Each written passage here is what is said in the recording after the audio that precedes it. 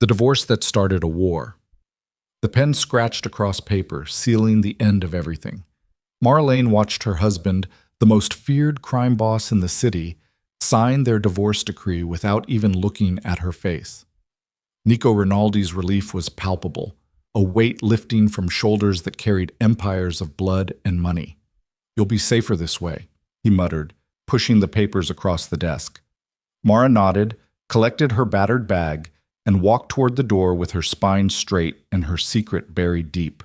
Behind her, his men laughed, placing bets on how long before she came crawling back.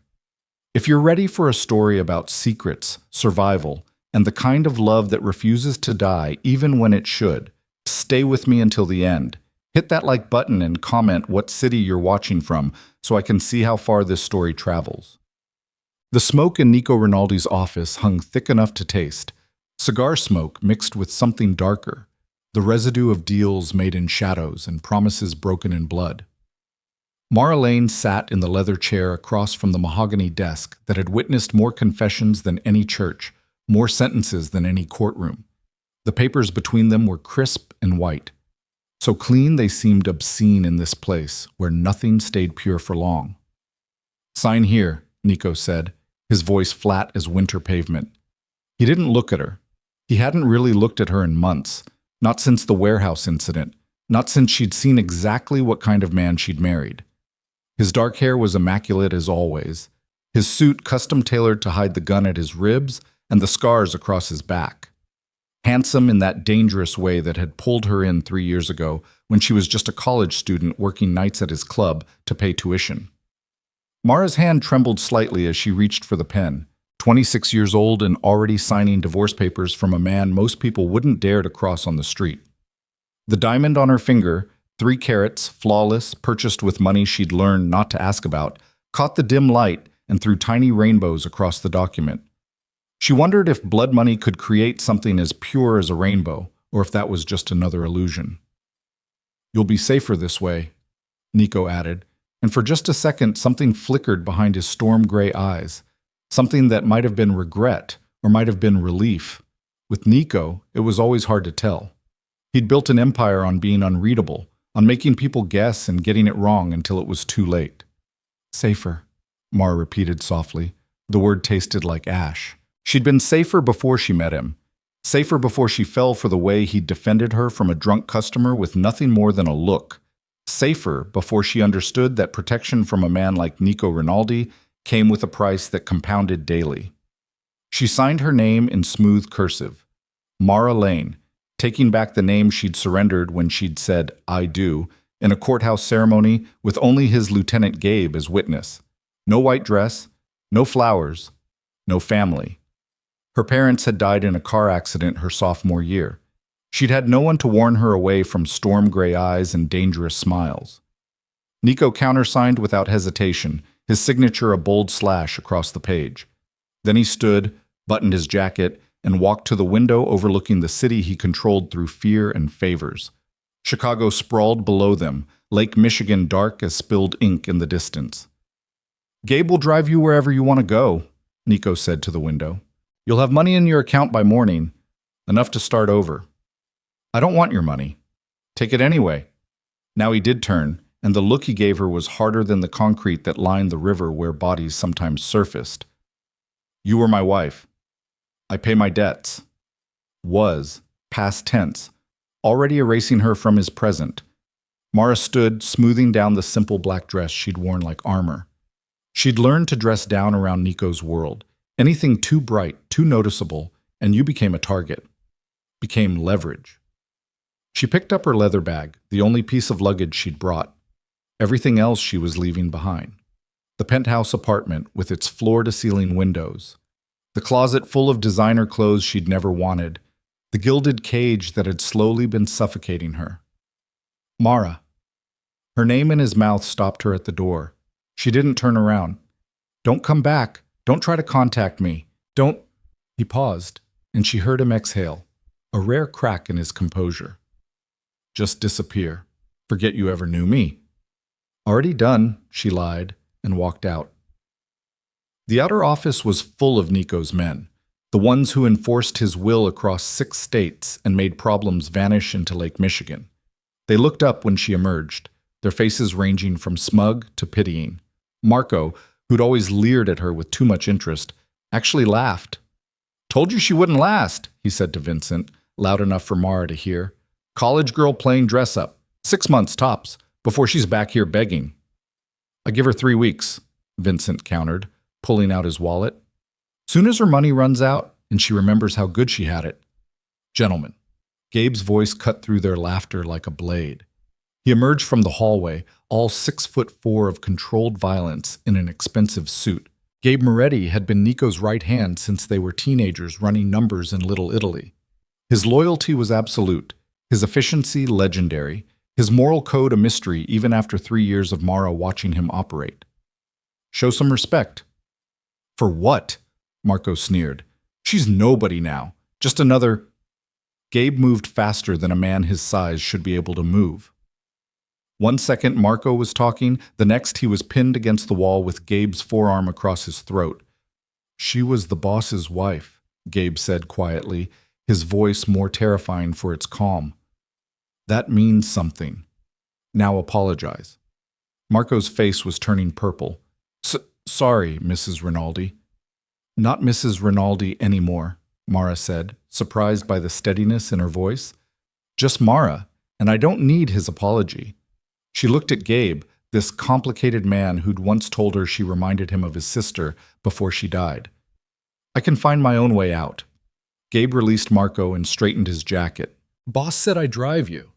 Boss's word is law. Even now. Even divorced."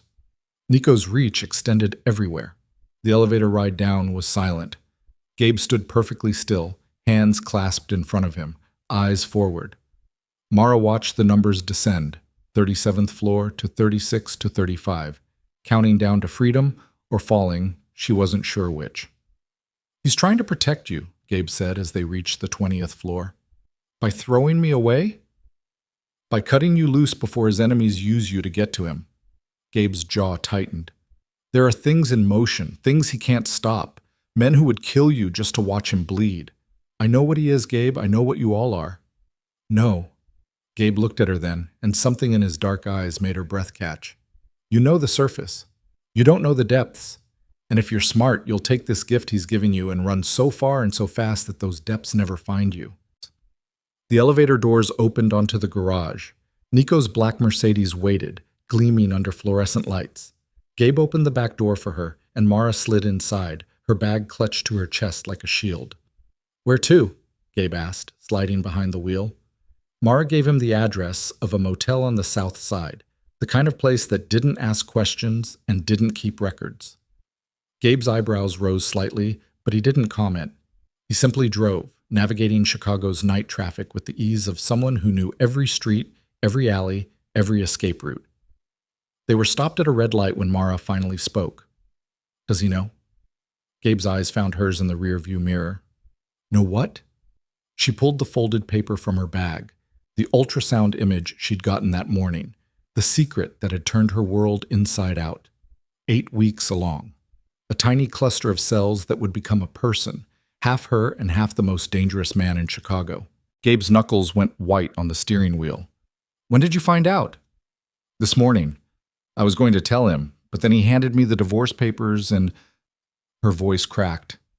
"He was so relieved, Gabe, so ready to be done with me." "That's not—" Gabe stopped, his jaw working. "It's complicated. Everything with Nico is complicated." Mara carefully folded the ultrasound and tucked it back in her bag. "He can't know. Ever. Promise me."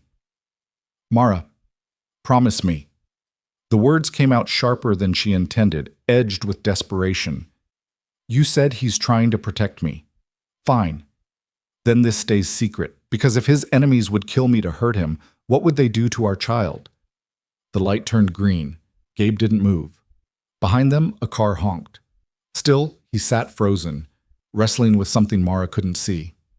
"Promise me," she whispered. "Please." Finally, Gabe exhaled and pressed the accelerator. "I promise. But Mara, if you're keeping this secret, you need to disappear completely, not just Chicago, not just Illinois. You need to become someone else. I know. I'm serious. New name, new life, no contact with anyone from before. No friends, no social media, no trail. If Nico even suspects you're pregnant with his child, he'll turn the world over to find you, and his enemies will be right behind him.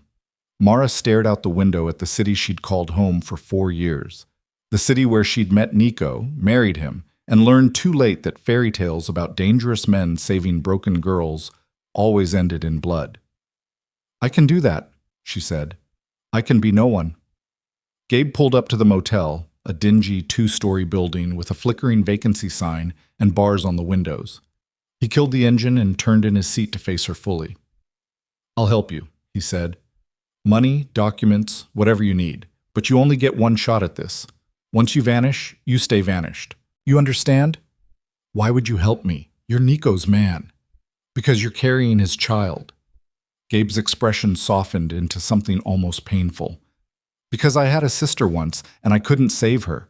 Because maybe, just maybe, something good can come from all this darkness.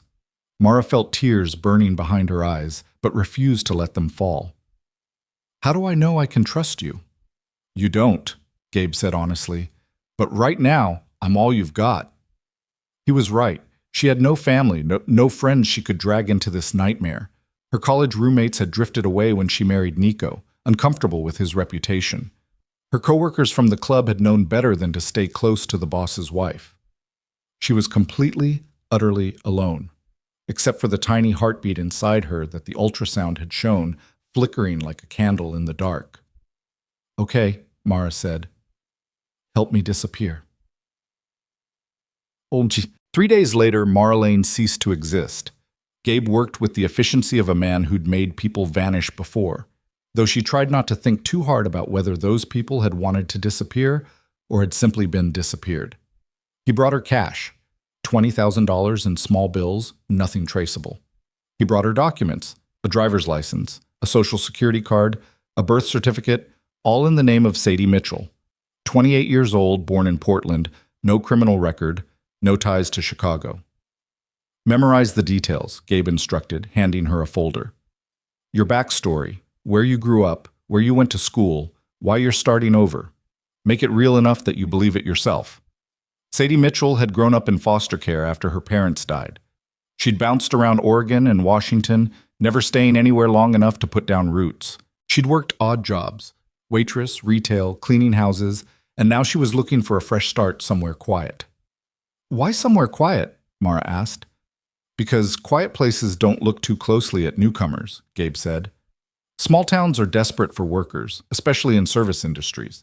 You can slip in, keep your head down, and no one will question much as long as you do your job. Sadie, studied the documents. The driver's license photo showed her with short blonde hair instead of her natural dark brown waves. Gabe had brought her hair dye and scissors, watched while she transformed herself in the motel bathroom mirror. It had hurt more than she expected, watching her hair fall in chunks to the stained tile floor, watching herself disappear strand by strand. You'll need a car, Gabe said. Something old, reliable, forgettable. I've got a 2003 Honda Civic, gray, registered to Sadie Mitchell. It's parked 2 blocks from here. You've thought of everything. I've had to. Gabe's voice went distant. This isn't the first time I've helped someone start over, but it is the first time I've done it behind Nico's back. Mara's hand went instinctively to her still flat stomach. If he finds out you helped me, he won't. And if he does, I'll handle it.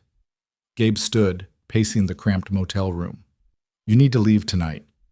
Every hour you stay in Chicago increases the risk. Where are you thinking? Mara had spent the last 3 days researching on a burner phone Gabe had provided. Small towns, far from Chicago, places where strangers might blend in.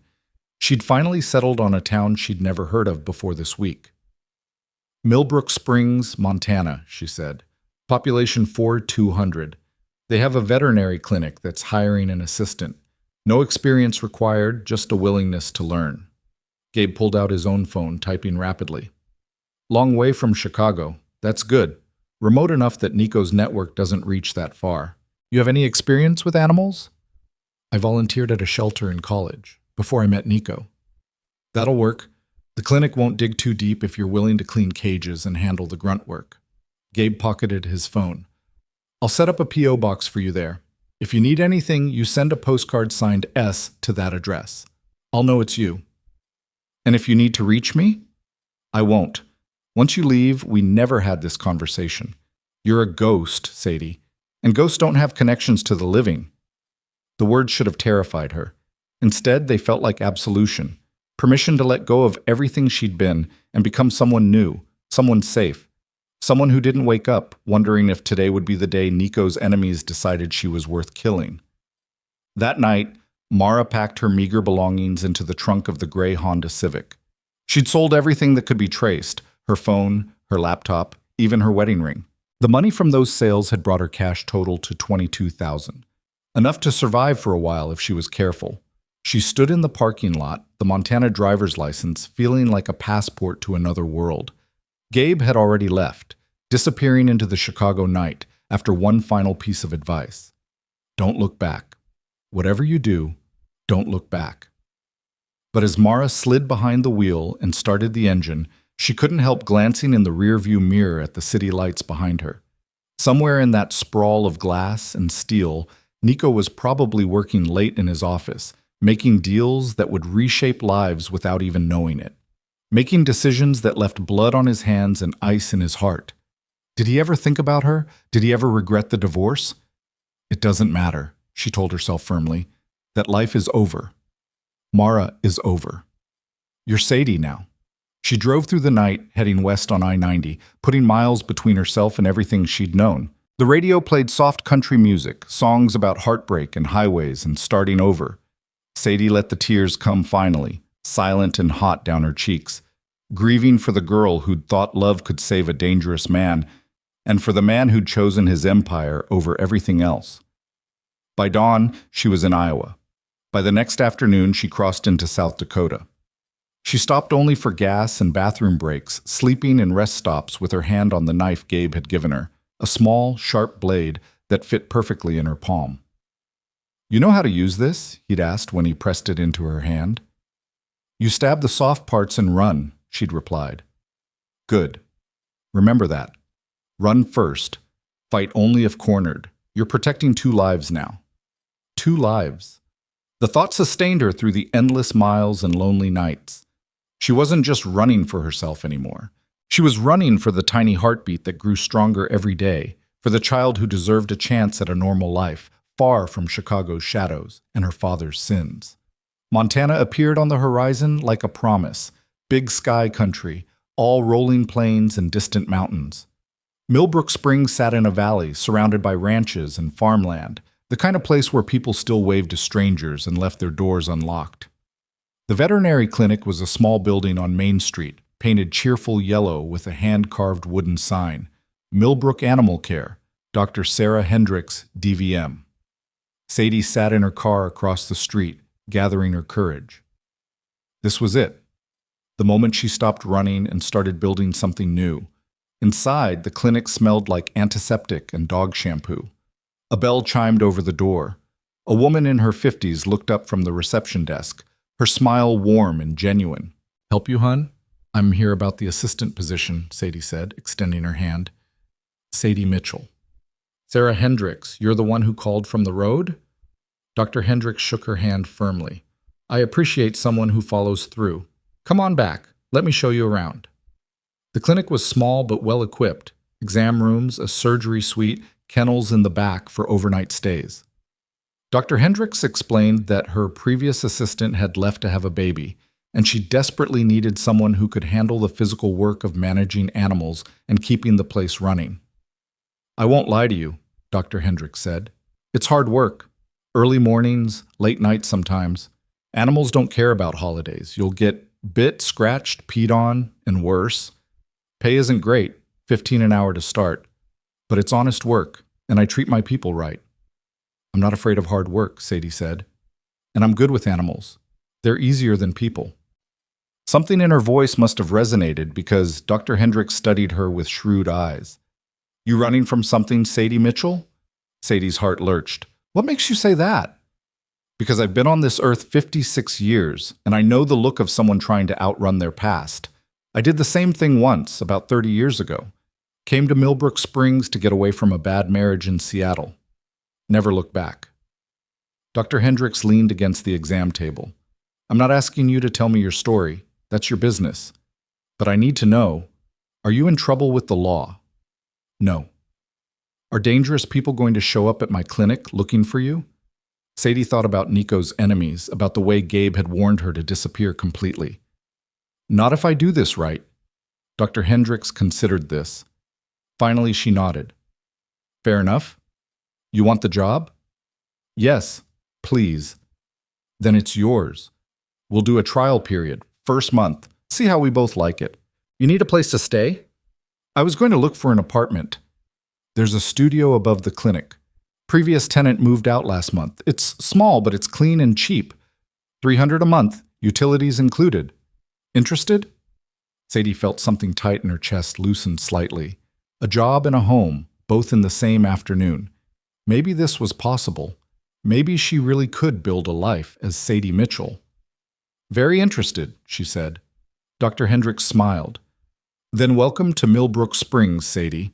I've got a feeling you're going to fit in just fine. Oh, the studio apartment was indeed small, just a main room with a kitchenette, a bathroom, and a closet.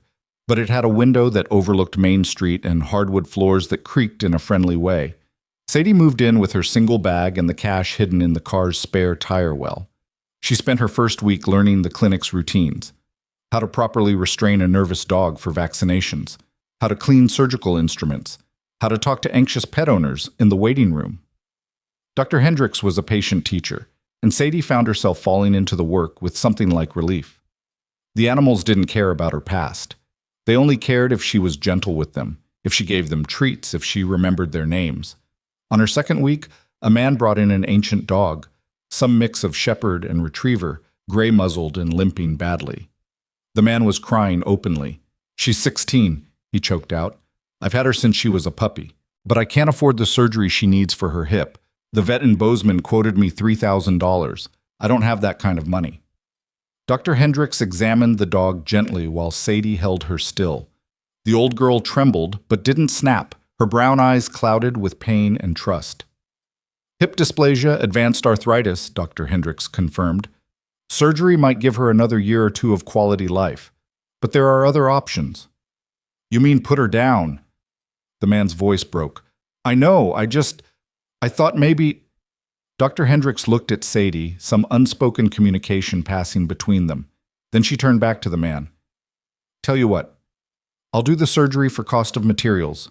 You pay what you can, when you can. Dr. Hendricks, I can't ask you to... You're not asking. I'm offering. Sadie, get the surgical suite ready.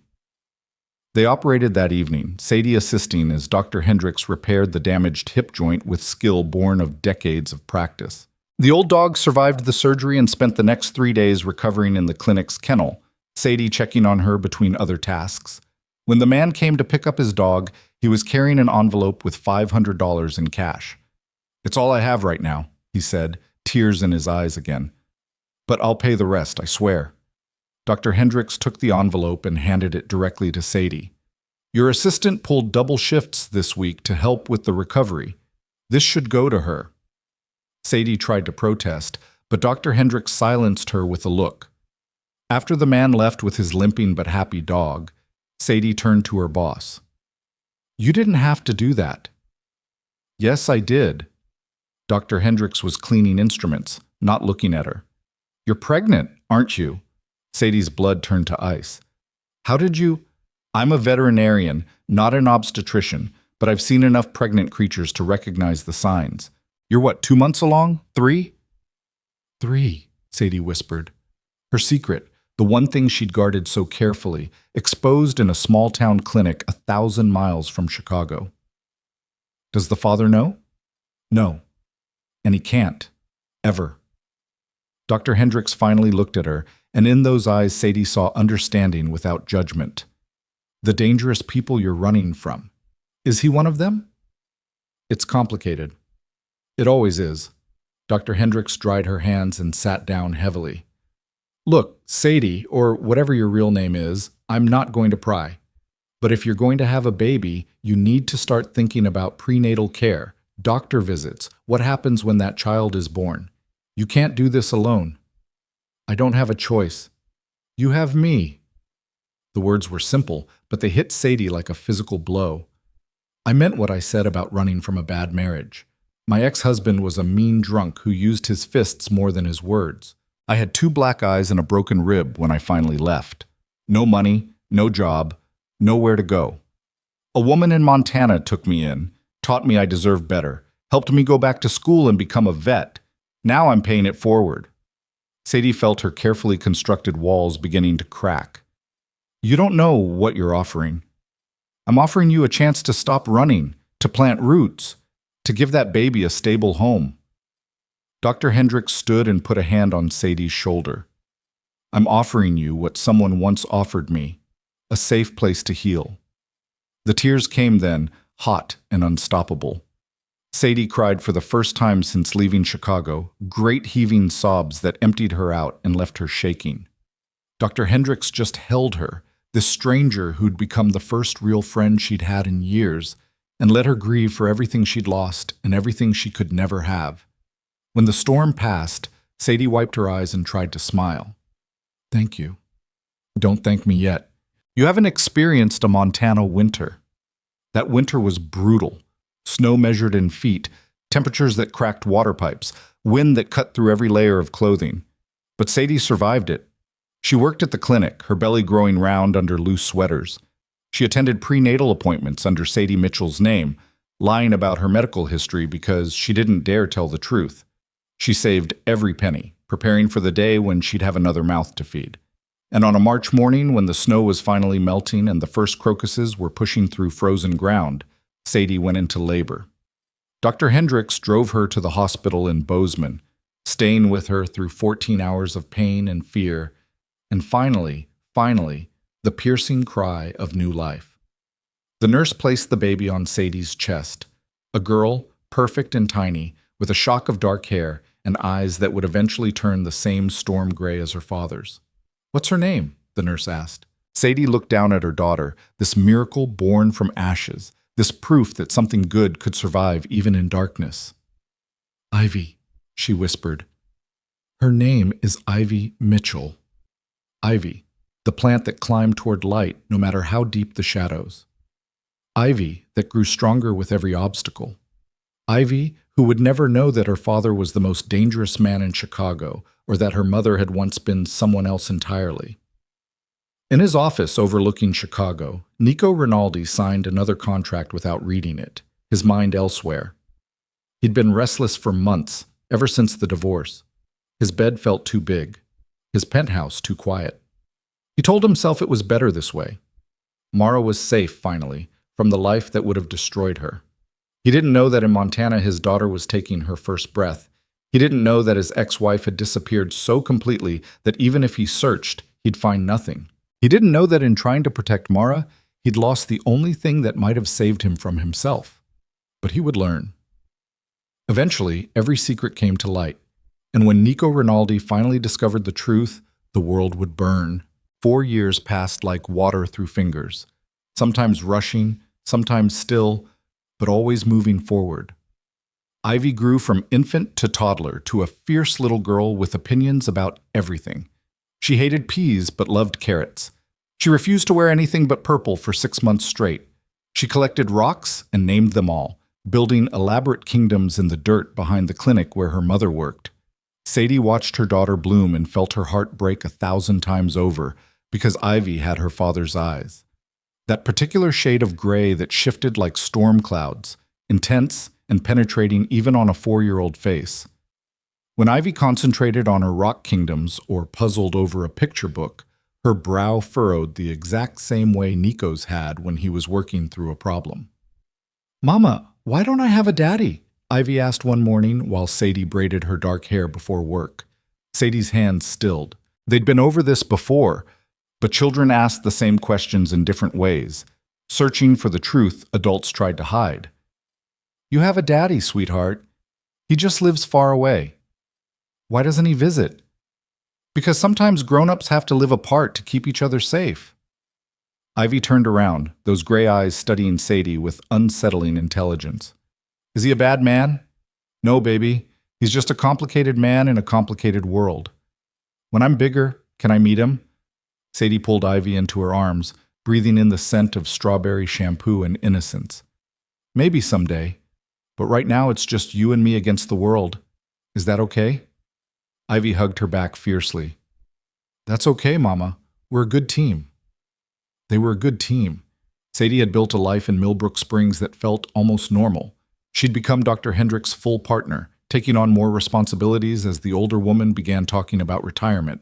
The townspeople had accepted Sadie Mitchell without question, this quiet young woman with a daughter and no husband who worked hard and kept to herself. Nobody pried. In Montana, people respected privacy. But Sadie never stopped being vigilant. She'd changed her hair color twice more, settling on a dark auburn that looked natural enough. She never posted photos anywhere, never had social media, never used credit cards that could be traced. She paid cash for everything, kept emergency bags packed in 3 locations, and had an escape route planned from every room of their small house. They'd moved out of the studio apartment when Ivy turned 2. At night, after Ivy fell asleep, Sadie sometimes allowed herself to remember. She'd pull out the single photograph she'd kept, not of Nico, that would be too dangerous, but of her younger self, before Chicago, before everything changed. She looked at that girl with her whole life ahead of her and whispered apologies for all the choices that had led here. The nightmares came less frequently now, but they still came. Dreams where Nico found them, where his enemies found them first, where Ivy was torn from her arms while men in dark suits looked on with dead eyes. Sadie would wake gasping, immediately checking Ivy's room to make sure her daughter was still there, still safe, still breathing. You can't live like this forever, Dr. Hendrick said one afternoon when she'd caught Sadie checking the locks for the 3rd time. Fear is a heavy thing to carry. It's the only thing keeping us alive. Or it's the only thing keeping you from actually living. Dr. Hendricks was grooming a nervous terrier, her hands steady and sure. When's the last time you went on a date? Made a friend? Did anything that wasn't work or Ivy? I have friends. You have acquaintances who you keep at arm's length. It's different. The terrier tried to bite, and Dr. Hendricks calmly redirected its attention to a treat. I'm not saying you should broadcast your past to the world, but you're 29 years old, Sadie. You deserve more than just survival. That conversation stuck with Sadie like a burr. She found herself watching other mothers at Ivy's preschool, the way they laughed together over coffee, shared parenting struggles, made plans for playdates. She always declined their invitations, always had an excuse ready. Too much work. Ivy's not feeling well. Maybe another time. Except another time never came, because another time meant letting people close enough to ask questions she couldn't answer. Then one Tuesday in October, everything shifted. Sadie was closing up the clinic when a battered pickup truck pulled up outside. A man got out, late 30s, wearing ranch clothes and carrying a cardboard box that whimpered. She recognized him as Cole Stevens, whose family ran one of the larger cattle operations outside town. Sorry to come so late, Cole said, his weathered face creased with worry. Found this old boy dumped on our property. He's in bad shape. Sadie looked in the box and her heart clenched. An ancient golden retriever, matted and filthy, so skinny his ribs showed through his fur, his back leg was infected, the wound crawling with maggots. Someone had thrown him away to die. Bring him inside, she said, already moving toward the exam room. Dr. Hendricks left early today, but I can stabilize him. Working quickly, Sadie cleaned the wound, administered antibiotics and pain medication, set up an IV for fluids. The dog barely moved, too weak to even whimper, but his eyes, cloudy with age and pain, watched her with desperate hope. Cole stood in the doorway, his hat in his hands. Will he make it? I don't know. The infection is severe. Even if we save the leg, he's old and malnourished. His body might just give up. But you'll try. Sadie looked at the dog, this abandoned creature that someone had decided wasn't worth the trouble. She thought about being thrown away, about running to survive, about the value of lives that others deemed worthless. I'll try, she said. But I have to pick up my daughter from daycare. Can you stay with him for 20 minutes? Of course. Sadie drove to the daycare faster than she should have, her mind already calculating medication schedules and recovery protocols. She found Ivy building block towers with 2 other children, completely absorbed in her architecture. Mama! Ivy jumped up, scattering blocks everywhere. Look, I made a castle. It's beautiful, baby, but we need to go back to the clinic. There's a sick dog that needs our help. Ivy's eyes went wide. Can I help too? You can keep me company while I work. They drove back together, Ivy chattering about her day, how Tommy pushed her but she didn't push back, how they had applesauce with lunch and she traded her crackers for Emma's cheese stick. Normal things, safe things, the kind of childhood Sadie had dreamed of giving her. At the clinic, Cole was sitting beside the exam table, his rough hand gently stroking the dog's head. He looked up when they entered, and something in his expression softened when he saw Ivy. You must be Ivy. I'm Cole. Ivy, usually shy around strangers, walked right up to the exam table and peered at the dog. What's his name? Don't think he has one, sweetheart. He was dumped. Nobody wanted him. Ivy's face crumpled with indignation. That's mean. Everybody deserves a name. She looked at the dog seriously. I'm going to call you Bear because you're big and golden like a bear. Bear it is, Cole said, smiling slightly. Sadie spent the next 2 hours monitoring Bear while Ivy did homework at the reception desk, and Cole waited with the patience of a man used to dealing with sick animals. Finally, Bear's vitals stabilized enough that Sadie felt comfortable setting up a recovery kennel for the night. I'll sleep here, she said. Someone needs to monitor him. I can do it, Cole offered. You've got a little one to take care of. I've slept in the clinic before. We'll be fine. Sadie began gathering blankets and pillows from the supply closet. But thank you for bringing him in. A lot of people would have just left him to die. That's not how we do things on the ranch. Cole settled his hat back on his head. We take care of our own, even the broken ones. Especially the broken ones. He paused at the door. I'll come by tomorrow to check on him. Maybe bring some of my daughter's old stuffed animals for Ivy. You have a daughter? Emma. She's in Ivy's preschool class. The one who traded cheese sticks today. Cole's smile was genuine and warm. Single dad trying to figure out parenting. It's harder than managing 2,000 head of cattle. Single mom trying to do the same. I understand. Something passed between them then, an acknowledgement of shared struggle. Cole tipped his hat and left, his truck rattling away into the October darkness.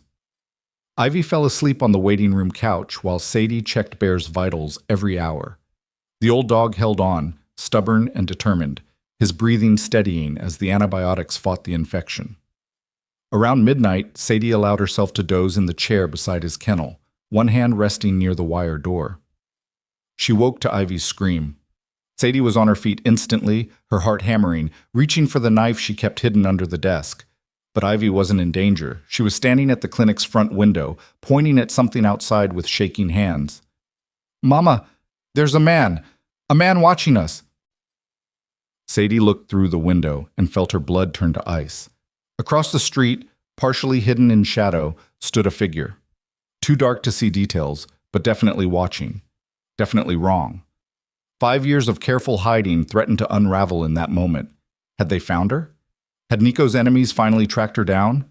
Or worse, had Nico himself discovered the truth? Go to the back room, Sadie whispered, pulling Ivy away from the window. Lock yourself in the supply closet. Don't come out until I say. Mama, I'm scared. I know, baby. Be brave for me. Can you do that? Ivy nodded, tears streaming down her face, and ran for the back. Sadie heard the lock click and forced herself to breathe. She grabbed her phone and dialed 911, her eyes never leaving the figure across the street. 911, what's your emergency? There's someone watching my business. I'm alone with my daughter, and I don't know who they are. What's your location? Sadie gave the address, her voice steadier than she felt. The dispatcher said a deputy was 5 minutes away. 5 minutes felt like 5 years. The figure moved, stepping into the streetlight, and Sadie's breath caught. Not one of Nico's men. Not anyone she recognized. Just a teenager, maybe 17, wearing a hoodie and looking lost. But her relief was short-lived because as the teenager walked away, she saw something that made her stomach drop. A car parked further down the street, dark and expensive and completely out of place in Millbrook Springs. And inside that car, the brief flare of a cigarette. Someone was watching. Someone with resources. Someone who'd found her despite every precaution. The deputy arrived, young, earnest, taking her statement seriously. He checked the area, found nothing, promised to patrol more frequently. Sadie thanked him and locked the clinic doors with trembling hands. In the supply closet, she found Ivy curled in a ball, hiccuping with residual sobs.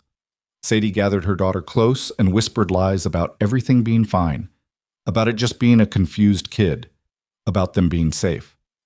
But that night, after Ivy finally fell back asleep, Sadie made a decision. They couldn't stay in Millbrook Springs.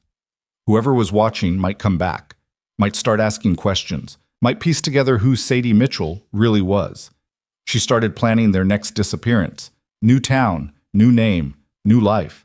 It was exhausting and heartbreaking, but it was survival. Always survival. Except when she went to tell Dr. Hendricks the next morning, she found the older woman in her office with tears streaming down her face. "Sarah, what's wrong?" Dr. Hendricks looked up, and Sadie saw something she'd never seen before. Defeat. "Cancer," she said simply. "Stage 4 pancreatic. The doctors say I have maybe 6 months." The world tilted. Sadie sank into a chair, her own problems suddenly small and selfish. "Sarah, I'm so sorry." "Don't be sorry. Be practical." Dr. Hendricks wiped her eyes impatiently. "I need someone to take over the clinic, someone who knows how to run it, who cares about these animals in this town. Someone I trust. I can help you find—" "I want you to take it, Sadie. I'm leaving the clinic to you in my will. The building, the equipment, the client list, everything. It's yours if you want it." "I can't accept that." "Why not? You've earned it. 4 years of hard work, of caring when you didn't have to, of being the daughter I never had." Dr. Hendricks' voice broke. "Please, let me do this one good thing before I go. Let me give you and Ivy a future." Sadie thought about running again, about packing up in the night and vanishing like smoke, about the endless cycle of fear that had defined her life since leaving Chicago.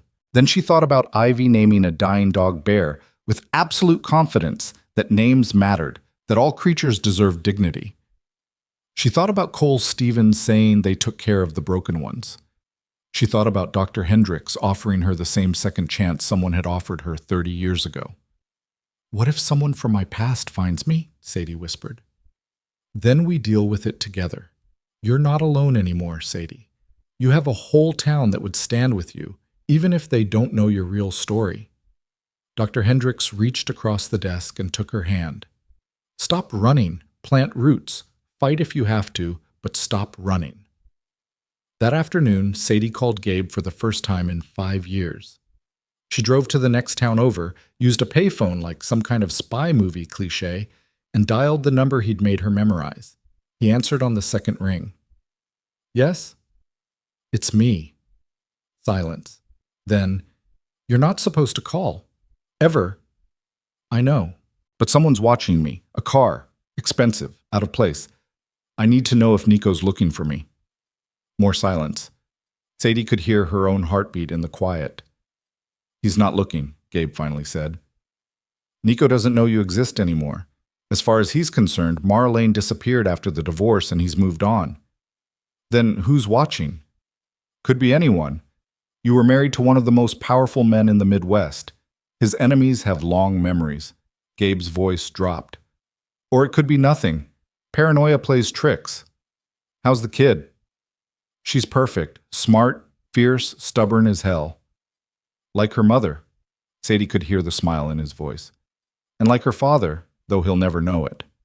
"Gabe, if something happens to me, if they find me and it goes bad, there's a woman here, Dr. Sarah Hendricks. She'll take care of Ivy, make sure Ivy knows she was loved, even if she never knows the whole truth. Nothing's going to happen to you." "You don't know that." "I do know this. You're stronger than you think. You survived Nico Rinaldi. You survived leaving everything behind. You're raising a kid on your own in the middle of nowhere. You're a goddamn warrior, Sadie, even if you don't feel like one. The words settled into Sadie's chest like warmth. Thank you. Don't thank me. Just stay smart, stay hidden, and call if you need anything. I mean it. Anything. Gabe paused. And Sadie? Stop looking over your shoulder long enough to see what's right in front of you. You deserve some happiness. The line went dead. Sadie drove back to Millbrook Springs slowly, thinking about happiness and roots, and whether she could have both. The expensive car never appeared again. Maybe it had been nothing. Maybe it had been everything. She'd never know. But she made a choice that day. She chose to stay. Chose to accept Dr. Hendrick's gift.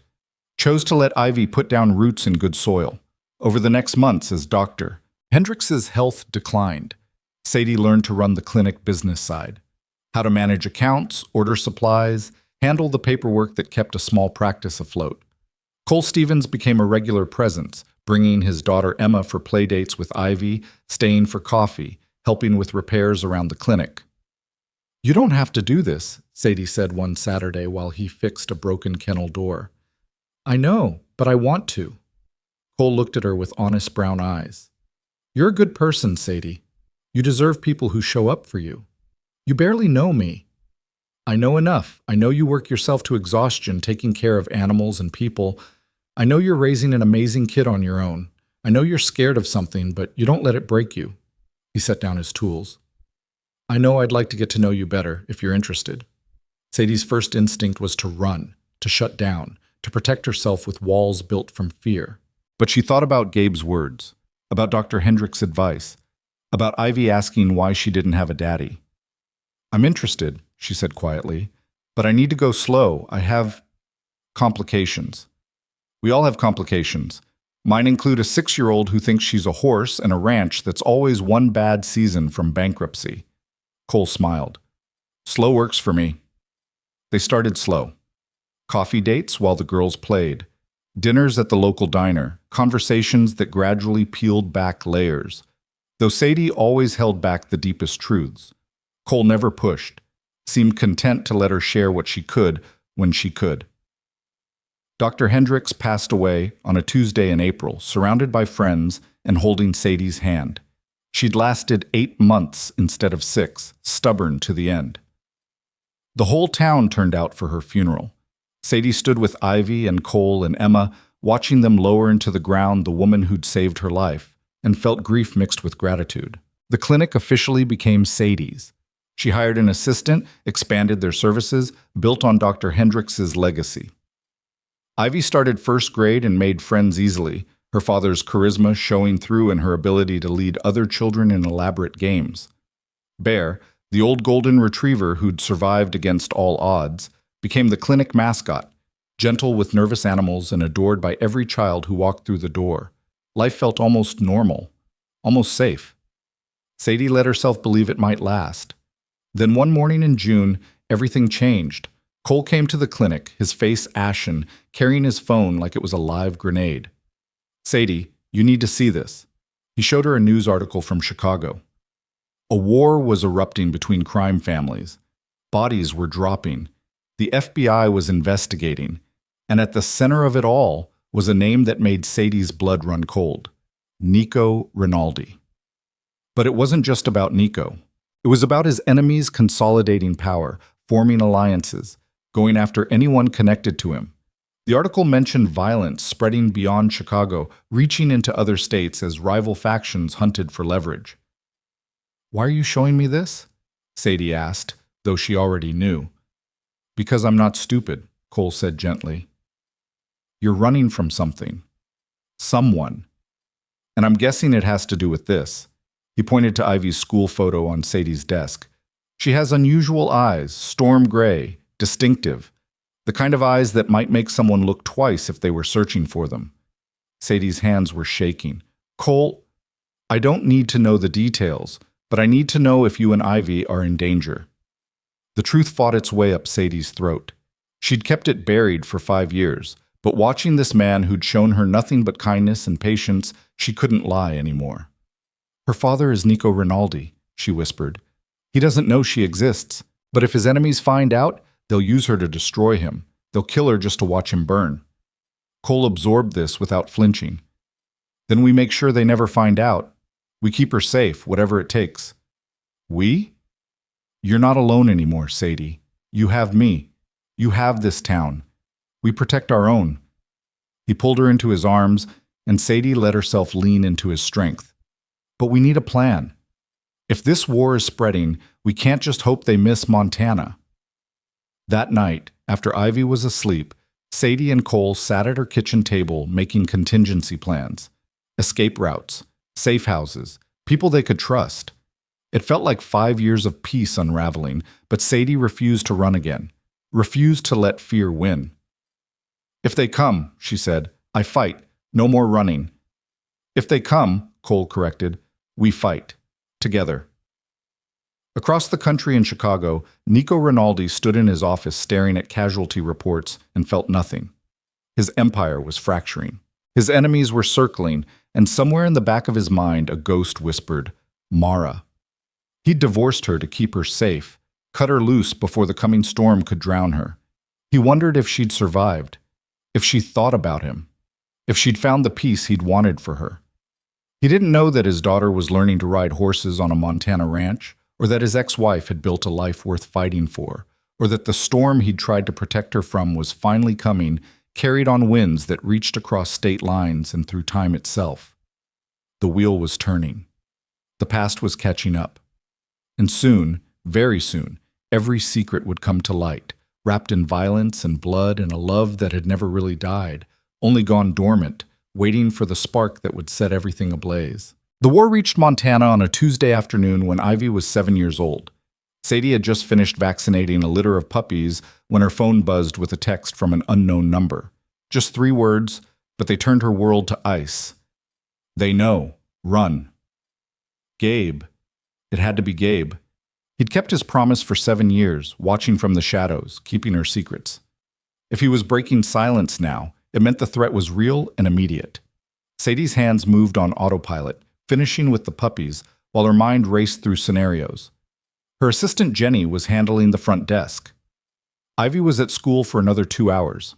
Cole was at the ranch. She had time, maybe, to grab what mattered and disappear before... The bell over the front door chimed. Sadie looked up through the exam room window and felt her heart stop. 2 men in dark suits, completely wrong for Montana in June, scanning the waiting room with the predatory awareness of hunters. One of them locked eyes with Jenny and smiled, all teeth and no warmth. We're looking for Sadie Mitchell, he said, his voice carrying through the thin walls. We heard she's excellent with animals.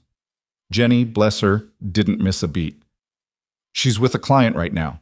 Can I schedule you for later this week? We'll wait. Sadie moved silently to the back door, her breath coming in short gasps. The emergency bag she'd kept packed for 7 years was in the storage closet. Cash, documents, everything she'd need to vanish. She grabbed it, fingers fumbling with the zipper to make sure Ivy's papers were inside. Her phone buzzed again. Cole this time. 2 men asking about you at the school. Grabbed Ivy and Emma. We're safe. Where are you? Relief and terror flooded through her in equal measure. Cole had their daughter. Cole would protect her. But men were at the school, men were at the clinic, and that meant they'd found her despite every precaution. She texted back, clinic compromised, meet at Checkpoint 3. Checkpoint 3 was a hunting cabin Cole's family owned in the mountains, accessible only by a rough logging road that most people didn't know existed. They'd planned for this scenario, rehearsed it like a fire drill, hoping they'd never need to use it. Sadie slipped out the back door and ran for her truck, parked in the alley behind the clinic. She'd made it halfway there when a voice stopped her cold. Mara Rinaldi, or should I say Sadie Mitchell. She turned slowly. A third man, older than the others, leaning against her truck like he had all the time in the world. He was smoking a cigarette, the ember bright in the afternoon shadow. Something about his face was familiar, but Sadie couldn't place it. You have me confused with someone else, she said, calculating distances. 20 feet to the truck. He was blocking the driver's door, but she could probably make it to the passenger side if she ran. Do I? The man took a long drag and exhaled smoke toward the sky. Because I've been looking for Mara Rinaldi for 7 years, Nico's ex-wife, the one who vanished like smoke after their divorce. And imagine my surprise when I finally found her in the middle of nowhere, Montana, playing veterinarian and raising a daughter. I don't know what you're talking about. Don't you? He flicked the cigarette away and pushed off from the truck. Let me introduce myself, Silas Marconi. I'm what you might call a business competitor of your ex-husband's. We have some unresolved issues, Nico and I. Unfortunately, he's been very difficult to reach lately. Lots of security, lots of paranoia, but then I learned something interesting. Sadie's hand moved to the knife in her pocket, the one Gabe had given her 7 years ago. I'm not interested in your business disputes. Oh, but you should be, because you see, I didn't just find you, Mara. I found your daughter, little Ivy Mitchell, 7 years old, birthday in March. Which means you were pregnant when you divorced Nico. Which means he has a child he doesn't know about. Which means I have the leverage I've been searching for all this time. The world narrowed to this moment, this man, this threat. Sadie pulled the knife and held it steady despite her shaking hands. Stay away from my daughter. Silas smiled, genuinely amused. There's the fire. I was wondering if Nico's taste in women had gotten soft. But no, you've got spine. Good. You're going to need it. He pulled a gun from inside his jacket, casual as anything. Here's what's going to happen. You're going to come with me quietly. We're going to collect your daughter from wherever your cowboy boyfriend stashed her. And then we're going to take a little trip to Chicago, where Nico is going to have a choice to make. I'll die before I let you touch her. Probably. But the question is, will you let her die to protect Nico? Silas's smile faded into something colder. Because that's the choice, Mara. You cooperate. Maybe I let the girl live. You fight. And I make sure her death is slow enough that Nico hears every scream before I kill him too. Behind Sadie, the clinic's back door opened. Jenny stepped out, took in the scene, and immediately retreated back inside. Smart girl. Sadie heard her on the phone, calling 911, but she knew the deputy was at least 10 minutes away. 10 minutes was an eternity. The police are coming, Sadie said. Good. I'll kill them too if they get in my way. Silas gestured with the gun. Drop the knife. Now. Sadie's mind raced through options. Fight and probably die, leaving Ivy vulnerable. Run and lead them to Cole and the children. Surrender and hope for a chance to escape later. Every choice was impossible. Every path led to blood. She dropped the knife. Smart girl. Now walk toward me, slowly. Sadie took one step, then another. She was calculating the distance for a desperate lunge when a truck engine roared to life nearby. Cole's pickup came screaming around the corner, heading straight for Silas. The man dove out of the way, firing wildly. Bullets punched through the truck's windshield, but Cole kept coming, slamming on the brakes right next to Sadie. Get in, he shouted. Sadie didn't hesitate. She yanked open the passenger door and threw herself inside. Cole hit the gas before her door was even closed, tires smoking as they fishtailed out of the alley. More gunshots followed them, one bullet taking out the back window, but then they were on Main Street, weaving through light traffic, putting distance between themselves and Silas Marconi. The girls? Sadie gasped. My foreman has them. He's taking them to the cabin the long way, making sure they're not followed. Cole's knuckles were white on the steering wheel, his jaw set. I came back when I got a bad feeling. Good thing I did. Cole, I'm sorry. I should have told you everything. Save it. We need to get to the cabin, make sure the girls are safe, then figure out our next move. He glanced at her, his eyes fierce. But Sadie, we can't run forever. These people found you once. They'll find you again. I know. So what do we do? Sadie looked at her hands, still shaking from adrenaline. She thought about 7 years of hiding, 7 years of fear, 7 years of looking over her shoulder. She thought about Ivy, asking about her father, about the life they'd built in Millbrook Springs, about everything they stood to lose. We call Gabe, she said, and then we end this. The cabin was exactly as they'd left it during their last supply run, isolated, defensible, stocked with enough food and water for a week. Cole's foreman had arrived 15 minutes before them with both girls, who were treating the whole thing like an adventure. Emma was explaining to Ivy how pioneers used to live in cabins just like this, while Ivy examined the dusty furniture with solemn interest. Mama! Ivy ran to Sadie the moment she walked in. We're pioneers. Emma says pioneers were brave and tough, and they didn't need electricity. Sadie hugged her daughter so tight it probably hurt, breathing in the scent of her shampoo and playground dirt and innocence. That's right, baby. We're going to be pioneers for a little while. Is it because of the bad men? Sadie pulled back, studying Ivy's face. Those storm gray eyes, so much like Nico's, watching her with understanding beyond her years. Yes, but you're safe here. I promise. You always keep your promises, Mama. Ivy kissed her cheek and ran back to Emma, the crisis already forgotten in the way of children who trust their parents to handle the monsters. Cole pulled Sadie aside while his foreman kept watch outside. Call your contact. We need to know what we're dealing with. Sadie used the burner phone from her emergency bag and dialed Gabe's number. He answered immediately. Where are you? Safe for now. What happened? Silas Marconi happened. He's been consolidating power for months, taking out Nico's allies one by one. Now he's making his final play. He needs leverage to draw Nico out of his fortress, and somehow he found out about you. Gabe's voice was tight with controlled fury. I did everything I could to keep you hidden. I don't know how he broke through. Does Nico know? Silence. Then, not yet, but he will soon. Silas is going to make sure of it. Gabe, he has a daughter, Ivy. She's 7 years old and she's brilliant and fierce, and she doesn't deserve any of this. I know, I've known since you called me that day 5 years ago. I've been watching from a distance, making sure you were okay. Gabe exhaled slowly. Nico has a right to know he has a child. Nico gave up that right when he divorced me to keep me safe, to keep me. Telling him now just puts Ivy in more danger. She's already in danger. Silas knows about her. That ship has sailed, Mara. The name hit her like a slap. She hadn't been Mara in 7 years. Hadn't let herself be that girl who'd fallen for a dangerous man and paid the price. Don't call me that. It's who you are. Running doesn't change the truth. Gabe's voice softened. Listen to me. Nico is going to war with Silas whether you're involved or not. This has been building for years. But if he knows about Ivy, if he knows what's at stake, he'll fight harder, smarter. He'll burn the world down to protect his daughter. That's what I'm afraid of. Sometimes the world needs to burn so something better can grow. Papers rustled on Gabe's end. Where are you exactly? I'm sending help. Sadie gave him the coordinates of the cabin. Gabe promised to have a security team there within 12 hours. People he trusted, absolutely. People who could keep Ivy safe while they figured out the next move. And Mara, when this is over, you need to tell Nico the truth. He deserves to know his daughter. She deserves to know her father.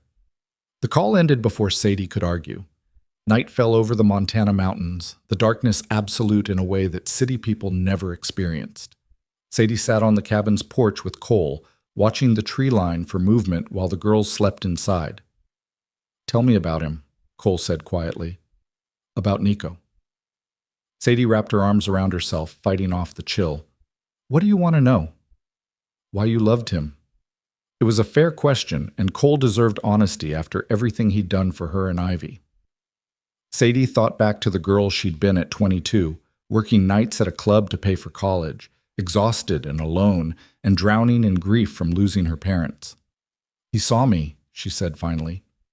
Not the grieving orphan or the struggling student, just me. One night, a customer got aggressive, grabbed my arm hard enough to bruise. Before security could even move, Nico was there. He didn't hit the guy or threaten him. He just looked at him, and the man let go and left. Then Nico asked if I was okay. That's it? That was the beginning. He started coming to the club regularly, always sitting in my section, tipping well, talking to me like I mattered. He asked about my classes, my dreams, what I wanted to do after graduation. He made me feel seen in a way I hadn't since my parents died. Sadie smiled sadly at the memory. I knew he was dangerous. Everyone knew. But he was gentle with me, protective. And I was so lonely that I let myself believe the protection was worth the price. When did you realize it wasn't? About 6 months into the marriage, I saw him beat a man nearly to death for stealing from him. The violence was so casual, so efficient. Afterward, he came home and kissed me hello like nothing had happened. That's when I understood that the gentleness he showed me was compartmentalized. It didn't mean he wasn't capable of terrible things. Cole was quiet for a long moment. Do you still love him? I love who I thought he was. But that man might not have ever existed. He might have just been a story I told myself to justify the choice I'd made. Sadie looked at Cole, this good man who'd shown her what steady, uncomplicated care looked like. I'm not that girl anymore. I'm Sadie now. Mara died when she signed those divorce papers. Except she didn't. She's still inside you, and she's about to come face to face with the man she ran from. Cole took her hand. When that happens, I need you to remember something. Whatever you felt for him, whatever you still feel, Ivy comes first. Always. I know. Do you? Because from where I'm sitting, you're about to walk into a war zone with a man who has every reason to be furious that you kept his daughter from him. That's a dangerous combination of emotions and weapons. Sadie squeezed his hand. If anything happens to me, you take Ivy and you run. You change her name, you move somewhere even more remote, and you raise her to be strong. Promise me. Nothing's going to happen to you. Promise me anyway. Cole pulled her close, and Sadie let herself lean into his warmth. I promise. But you're going to survive this, and when you do, we're having a serious conversation about the future, about whether there's room in your life for someone who isn't running from the past. Before Sadie could answer, headlights cut through the darkness. She was on her feet instantly, hand on the gun Cole had given her. But the vehicle that pulled up wasn't Silas's sedan. It was a black SUV with tinted windows, and the man who stepped out moved with military precision. Sadie Mitchell, he called. I'm Marcus Webb. Gabe Moretti sent me. Gabe's security team had arrived early, which meant the situation was even worse than Sadie had thought. Marcus brought 3 other men, all former special forces, all handpicked by Gabe for their discretion and loyalty. They set up a perimeter around the cabin and assured Sadie that nothing would get through them. How bad is it? She asked Marcus. Silas has a dozen men in Montana that we know of. He's shut down the roads leading out of the area, set up checkpoints disguised as construction. He's not trying to hide anymore. He wants Nico to know exactly what's happening. Marcus pulled out a tablet showing surveillance footage. This is from 2 hours ago. The footage showed Silas standing in front of a camera holding up a photograph of Ivy from her school pictures, the one where she was smiling, her gray eyes bright with joy. Nico, Silas said to the camera, I know you're watching. I know your people will make sure you see this, so let me be very clear.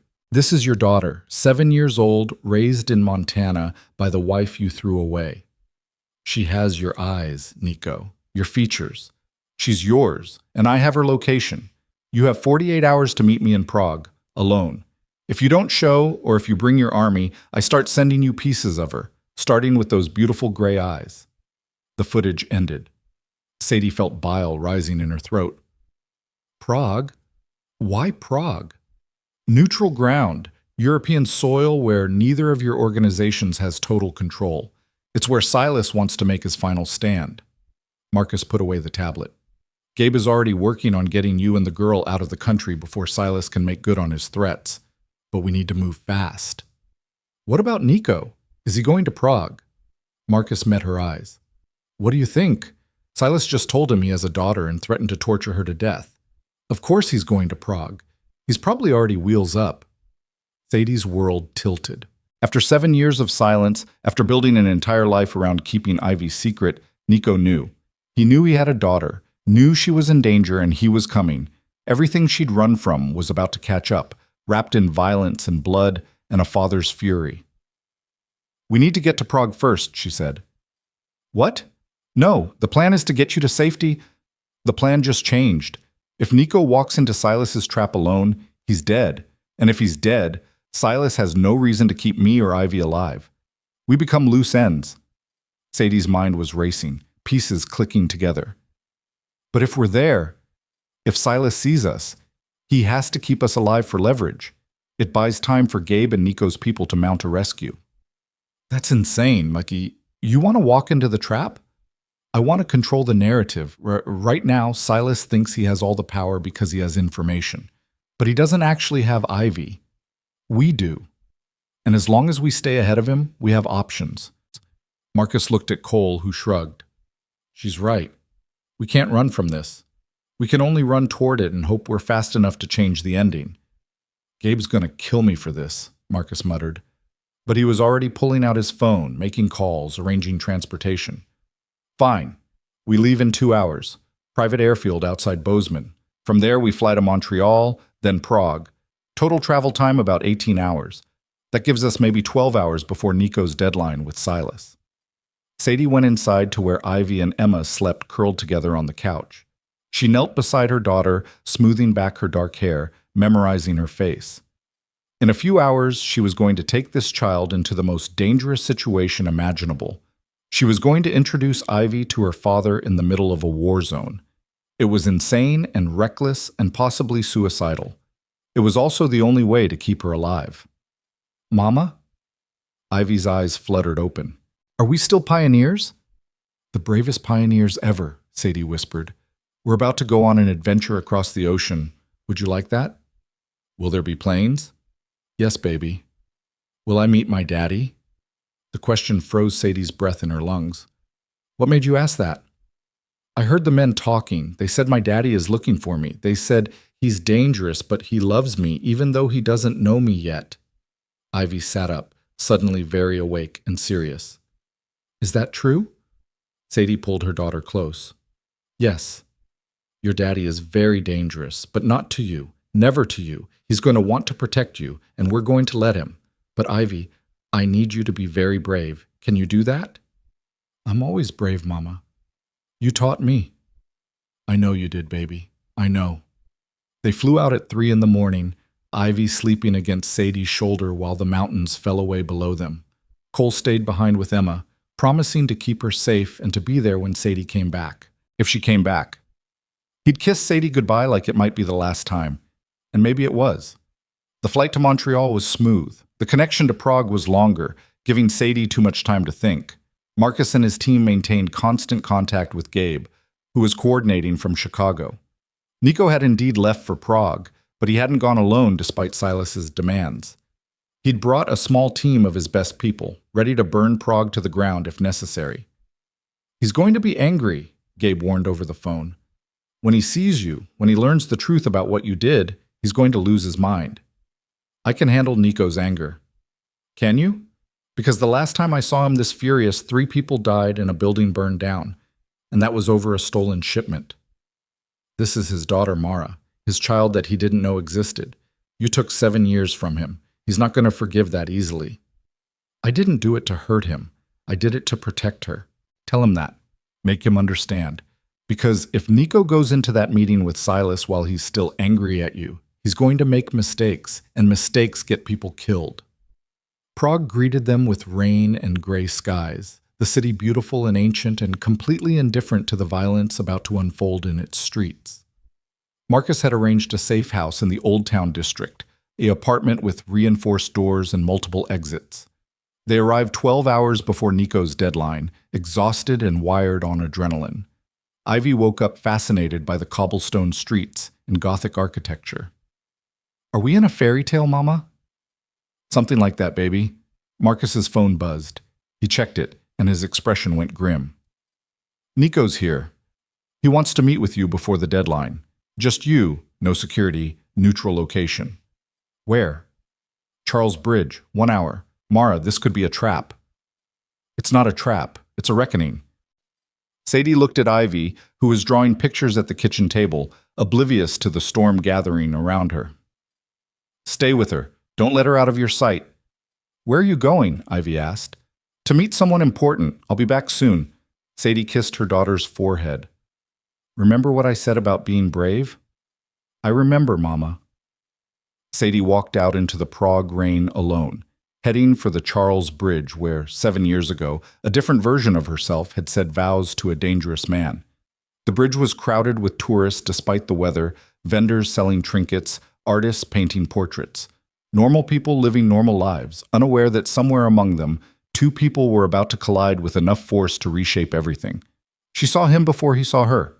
Nico Rinaldi stood at the center of the bridge, rain soaking through his expensive suit, staring out at the Vltava River like it held answers. 7 years had changed him. His dark hair had threads of silver at the temples. His face was harder, more lined, but his eyes were the same storm gray that looked back at her from Ivy's face every day. Sadie walked toward him, each step feeling like crossing an ocean. When she was 10 feet away, Nico turned. Their eyes met. The world stopped. "Hello, Nico," she said. He stared at her like she was a ghost. "Mara." "Sadie, now." "I don't care what name you're using. I care that you're alive. I care that you've been alive this whole time while I thought—" His voice broke. "I thought you were dead. Gabe said you disappeared, that he'd helped you start over, but I didn't know where or how or if you'd survived. And now I find out you were in Montana, raising my daughter, Mara, and you never told me." The fury in his voice could have melted steel. Sadie forced herself to stand her ground. "I did it to protect her." "From what? From me? From your world? From men like Silas who would use her to destroy you?" Sadie's own anger rose to meet his. "You divorced me to keep me safe, remember? You cut me loose so your enemies wouldn't use me as leverage. Well, I took it a step further. I made sure our daughter didn't exist in your world at all. And it worked for 7 years, Nico. 7 years of her being safe and happy and normal. You took my child from me. I saved her life." They stood there in the rain, 7 years of silence erupting between them, like a wound that had never healed. Tourists flowed around them, giving them space, sensing the violence barely contained in their stillness. Finally, Nico spoke again, his voice raw. "What's her name?" "Ivy." "Ivy," he repeated, testing it. "Does she know about me?" "She knows you exist. She knows you're dangerous. She doesn't know the details. I want to meet her. After we survive Silas, if we survive." Nico stepped closer, and Sadie saw the full weight of 7 years in his eyes. "I'm going to kill him, for threatening her, for threatening you, for every second of fear you've lived with because of my choices. Silas Marconi is a dead man walking. Killing him won't end this. There will always be another Silas, another threat. Then I'll kill them too. I'll kill everyone who even thinks about touching my daughter." Nico's hand came up, hovering near Sadie's face like he wanted to touch her but didn't dare. "I've spent 7 years trying to forget you, trying to convince myself I did the right thing letting you go. And now you're standing in front of me with rain in your hair, telling me I have a daughter, and I don't know whether to kiss you or strangle you." "Don't do either. Just help me keep Ivy safe. That's all that matters now." "It's not all that matters." Nico finally touched her, his thumb brushing her cheekbone. "But you're right. First we end Silas, then we figure out the rest." Somewhere in Prague, Silas Marconi was watching and waiting, believing he held all the cards. But he'd made a crucial mistake. He'd reunited 2 people who'd been forged in fire and blood, who'd loved and lost and survived. He'd given them a reason to fight together instead of apart. The storm was coming, and it would drown them all. They walked back from Charles Bridge in silence, the rain turning Prague's ancient streets slick and treacherous. Nico kept pace beside Sadie, close enough that their shoulders nearly touched, but careful not to make contact. The anger was still there, coiled tight in his posture, but something else had joined it, a desperate hunger to see the child he'd never known existed. "She has your eyes," Sadie said finally, breaking the silence. "Everyone who looks at her notices them first. Storm gray. Exactly like yours." "What else?" Nico's voice was rough. "What else did she get from me?" "Your stubbornness, your intensity, the way you focus on something until you've mastered it completely." Sadie smiled despite everything. "She's brilliant, Nico. She reads at a 4th grade level already. She builds elaborate worlds with whatever materials she has, rocks, sticks, anything. She makes friends easily but chooses carefully who she trusts. She's extraordinary. Because she has you raising her." The words came out softer than Sadie expected. "You gave her stability, safety, things I never could have provided." "You could have tried." "Could I?" Nico stopped walking, forcing Sadie to face him. "Be honest. If I'd known you were pregnant, what would have happened? I would have locked you in a fortress, surrounded you with guards, made your life a beautiful prison, and my enemies still would have found a way to get to you, because that's what they do. They find the cracks, they exploit the weaknesses. You and Ivy would have been targets every single day." Sadie wanted to argue, but she couldn't, because deep down she knew he was right. Nico's world didn't allow for softness, for vulnerability, for children who needed bedtime stories and skinned knees kissed better. His world dealt in blood and power and the brutal mathematics of survival. "So what do we do now?" she asked. "Silas knows about her. That information is out there. Even if we kill him, someone else will use it eventually." "Then I burn it all down." Nico's expression hardened into something terrifying. "I've been building an empire for 15 years, Mara. I can tear it down in 15 minutes. I liquidate everything, erase every connection, and we disappear. All of us. You, me, Ivy. We become nobody, somewhere far away from Chicago and Montana and every place that knows our names. You'd give it all up? The power, the money, everything you've built? For my daughter?" Without hesitation. Nico started walking again, his hands shoved deep in his pockets. "I never wanted this life. I inherited it when my father died and his enemies came calling. I kept building it because stopping meant dying. But if there's a way out, a way to keep Ivy safe, I'll take it, even if it means losing everything else." They reached the safe house where Ivy waited. Marcus stood guard outside, his hand near his weapon until he recognized them. Inside, the apartment was warm and secure, and at the kitchen table, Ivy was showing one of Marcus's men how to draw horses. "You have to make the legs strong," she was explaining with grave seriousness. "Horses are powerful. They need strong legs to run." Nico stopped in the doorway, frozen. Sadie watched him see his daughter for the first time, watched the emotions cascade across his face. Wonder, fear, love, grief for all the moments he'd missed. Ivy looked up, felt the weight of his stare, and tilted her head curiously. "Mama, is this him?" she asked. "Is this my daddy?" Sadie's throat closed. She'd imagined this moment 1,000 times, rehearsed what she'd say, how she'd explain. But now that it was here, words failed completely. She simply nodded. Ivy studied Nico with those storm-gray eyes that mirrored his own. "You're taller than I thought you'd be." A sound escaped Nico that might have been a laugh or a sob. He crossed the room slowly, carefully, like approaching a wild animal that might bolt. When he reached the table, he knelt down so he was at Ivy's eye level. "Hi," he said, his voice barely steady. "I'm Nico. I'm your father, and I'm very, very sorry I wasn't there before. Mama says you didn't know about me, that she kept me secret to keep me safe." Ivy reached out and touched Nico's face, her small hand against his scarred cheek. "Are you sad you missed my birthdays?" "More than you can possibly understand." "That's okay. We can have 8 birthdays next year to make up for it. 8 cakes and 8 sets of presents." Ivy's logic was perfect and pure. "Do you like horses? I love horses. Cole lets me ride them on his ranch." Nico's jaw tightened at the mention of Cole, but he kept his voice gentle. "I like horses. Maybe someday you can teach me to ride properly." "I'm a very good teacher. Emma says I'm bossy, but in a good way." Ivy pulled her hand back and returned to her drawing. "Are you going to fight the bad man who wants to hurt me?" The question cut through the room like a blade. Nico glanced at Sadie, who'd been standing frozen by the door before answering. "Yes, but I'm going to make sure you stay safe first. That's the most important thing. Mama always keeps me safe. She's very brave." Ivy colored in her horse's mane with careful strokes. "Will you keep Mama safe too?" "Always. I promise." "Good. She worries a lot. Sometimes I hear her checking the locks at night when she thinks I'm asleep.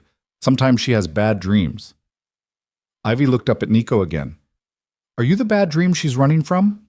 The innocence of the question made it even more devastating. Nico's hands curled into fists, his knuckles white.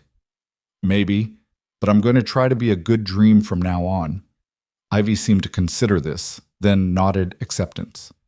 "Okay, you can stay for dinner. We're having pasta. Mama makes really good pasta." Just like that, she returned to her drawing. The conversation concluded in her mind. Nico stood slowly, his eyes never leaving his daughter, drinking in every detail. When he finally turned to Sadie, his expression was raw. "She's perfect," he whispered. "I know. I missed everything. First steps, first words, first day of school. I took pictures, videos. I documented everything even though I knew you'd never see them. I couldn't help it. Sadie pulled out her phone, the one she kept for Ivy's photos only, never connected to anything that could be traced. I can show you if you want. 7 years and a few hundred images. Nico took the phone like it was sacred. His hands shook as he scrolled through the photos. Ivy as a newborn, red and screaming. Ivy at 6 months, laughing at something off camera. Ivy's first birthday with cake smashed all over her face. Ivy on her first day of kindergarten, backpack too big for her small frame. Ivy on a horse, grinning with pure joy. You saved everything, Nico said. I saved everything, because some part of me always knew this day would come, that somehow, someday you'd find us, and I wanted you to know that I never tried to erase you from her life. I just tried to keep her alive long enough to have a life. Nico handed back the phone, his face wet with rain or tears, or both. Thank you for keeping her safe, for giving her a childhood, for being strong enough to do what I couldn't. Before Sadie could respond, Gabe's voice crackled through Marcus's radio. We have movement. Silas's people are mobilizing. I think he's moved up the timeline. Marcus crossed the room in 3 strides. How long do we have? Hard to say. Could be hours, could be minutes. He knows Nico's in Prague, knows he's not alone despite the demands. Silas is adapting. Where's the meet supposed to happen? Nico asked, all business now. Abandoned warehouse in the industrial district. Silas picked it because it's isolated, easy to control, multiple exits for him if things go wrong. Gabe's voice was tight. It's a killing floor, Nico. He's not planning to negotiate. He's planning to execute you on camera and send the footage to every family that's ever opposed him. Then we change the location, force him to adapt to us. He won't go for it. He'll just kill... Gabe stopped, clearly remembering Ivy was in the room. He'll escalate. Nico looked at his daughter, still drawing peacefully at the table, and Sadie saw the calculation happening behind his eyes, the cold arithmetic of violence, weighing lives and probabilities and acceptable losses. No, she said sharply. Don't even think it. Think what? Whatever you're planning that involves using Ivy as bait. I can see it on your face, Nico. The wheels turning, figuring out how to leverage her to draw Silas out. The answer is no. I would never... Wouldn't you? To end this threat permanently? To protect her from future attacks? Sadie stepped between Nico and Ivy. I know how you think. I was married to you. You're calculating whether the short-term risk is worth the long-term safety. But she's 7 years old, Nico. She's not a chess piece. The room went silent. Even Ivy had stopped drawing, sensing the tension. Nico's expression cycled through anger, denial, and finally something that looked like shame. You're right, he said quietly. I was thinking exactly that. Old habits. He ran a hand through his wet hair. But you're right, she's not part of this game, so we need another option. We have one, Sadie said. Me. I go to the meet in Ivy's place. Absolutely not. Why not? Silas wants leverage over you. I'm your ex-wife, the mother of your child. That's leverage. And unlike Ivy, I can defend myself if necessary. Mara, he'll kill you. Maybe, but he'll keep me alive longer than he'd keep a 7-year-old. Long enough for you and Gabe to figure out a rescue. Sadie crossed her arms. Unless you have a better idea? Nico looked at Marcus, at the phone connecting them to Gabe, at anywhere but Sadie or Ivy. Finally, he spoke into the radio. Gabe, how many men do we have in Prague? 12. Good people, loyal, well-armed. And how many does Silas have? We estimate 20 to 30, but Nico, numbers don't matter if we can't get to you before he executes the plan. Then we need to get him to bring the fight to us, somewhere we control, somewhere we've prepared. Nico's mind was working again, strategy clicking into place. The old town square. Tourist-heavy, lots of witnesses, security cameras everywhere. Silas wants a spectacle? We'll give him one, but on our terms. He'll never agree to a public meeting. He will if I make him angry enough, if I threaten the one thing he cares about more than revenge. Nico smiled, and it was a terrible thing. His reputation. Silas has spent years building himself up as the smart one, the patient one, the man who plans instead of reacts. If I publicly call him a coward, if I live stream myself challenging him in the middle of Prague with his deadline ticking down, he'll come. His ego won't let him refuse. Sadie saw the brilliance of it and the madness of it in equal measure. You're going to start a war in the middle of a crowded square. I'm going to end a war in the middle of a crowded square. There's a difference. Nico pulled out his own phone. Gabe, set it up. I want cameras. I want our people positioned around the square. And I want local police alerted that something's going down. Anonymous tip, whatever it takes. The more official presence, the less likely Silas can just execute me and walk away. This is insane. This is the only play we have that doesn't risk Ivy. Nico glanced at his daughter, who'd returned to her drawing.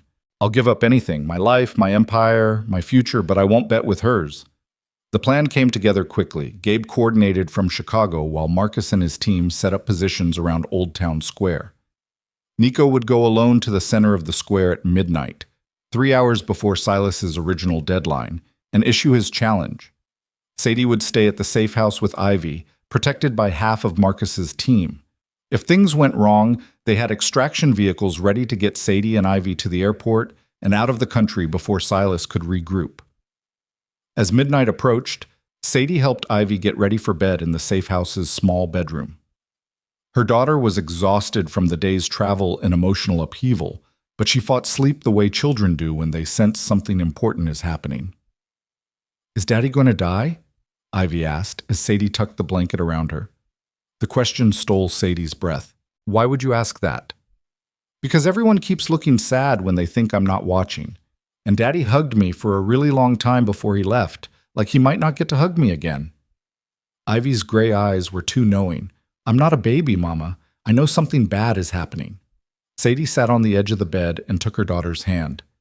Your daddy is going to do something very dangerous to keep us safe. I hope he doesn't die. I'm going to do everything I can to make sure he doesn't die. But yes, baby, there's a chance he might not come back.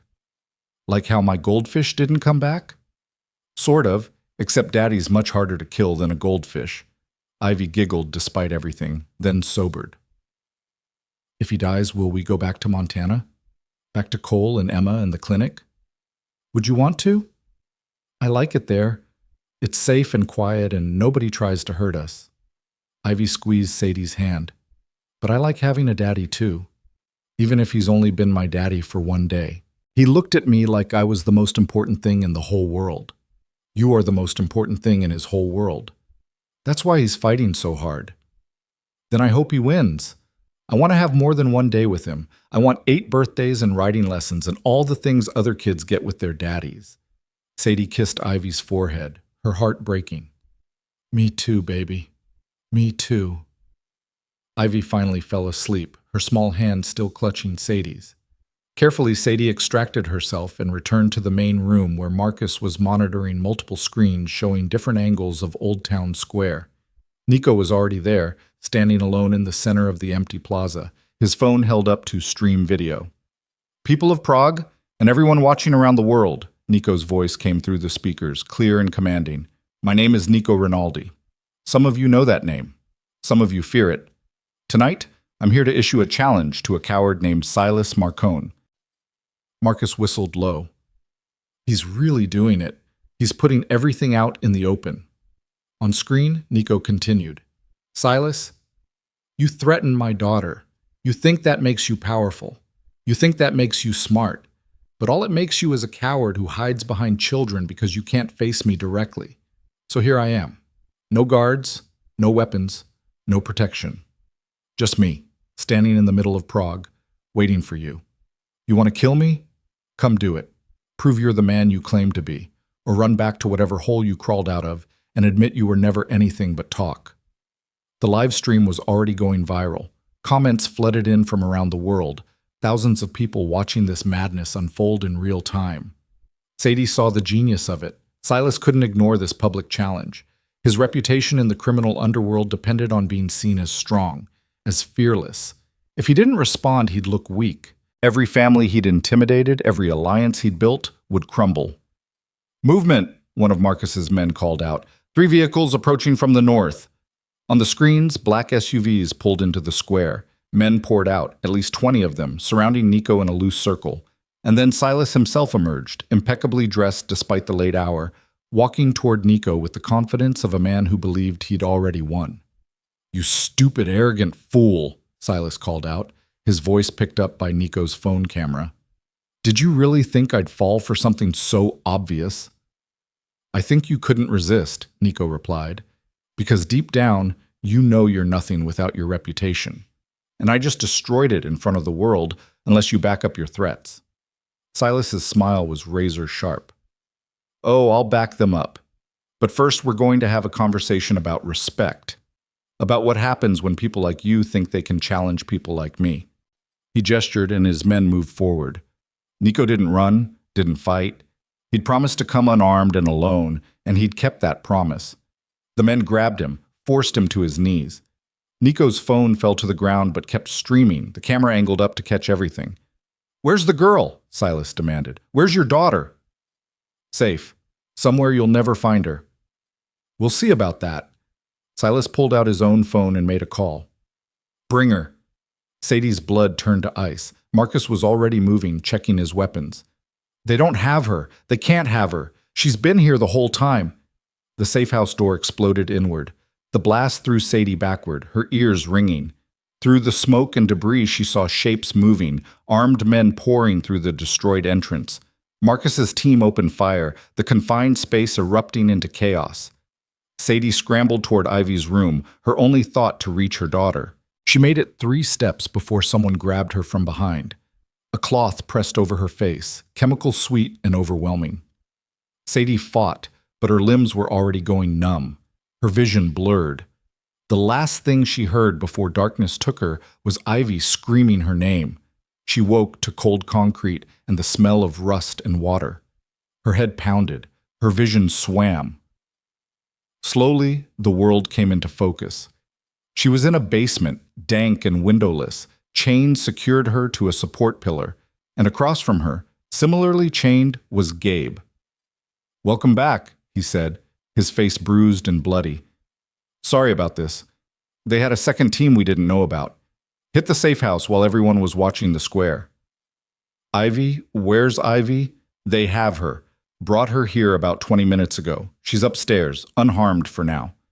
Gabe's voice was steady despite his injuries. "Silas wanted us all together, one big happy family reunion before he kills us all on camera." Sadie tested her chains, but they were solid, professional. She looked around the basement, searching for anything she could use, any weakness in their prison. "Where's Nico?" "Also upstairs. Silas brought him here after the square. Beat him pretty badly from what I heard, but he's alive." Gabe managed a grim smile. "Silas wants to make this last. Wants to savor it. That gives us time to figure a way out." "How?" "We're chained in a basement, outnumbered, probably outgunned. They have Ivy. There's no way out, Gabe." "There's always a way out. We just have to find it before Silas gets bored and starts cutting pieces off people I care about." Footsteps on the stairs made them both tense. 2 of Silas's men came down, dragging Nico between them. They chained him to another pillar, then left without a word. Nico's face was a mess of bruises and blood, but his eyes were sharp when they found Sadie. "You okay?" he asked. "Better than you. Did they hurt Ivy?" "No. She's scared but unharmed. Silas is keeping her in a room upstairs. I could hear her crying for you." The sound Sadie made was barely human. She pulled against her chains hard enough that the metal cut into her wrists. "I'm going to kill him. I'm going to rip his throat out with my teeth if I have to."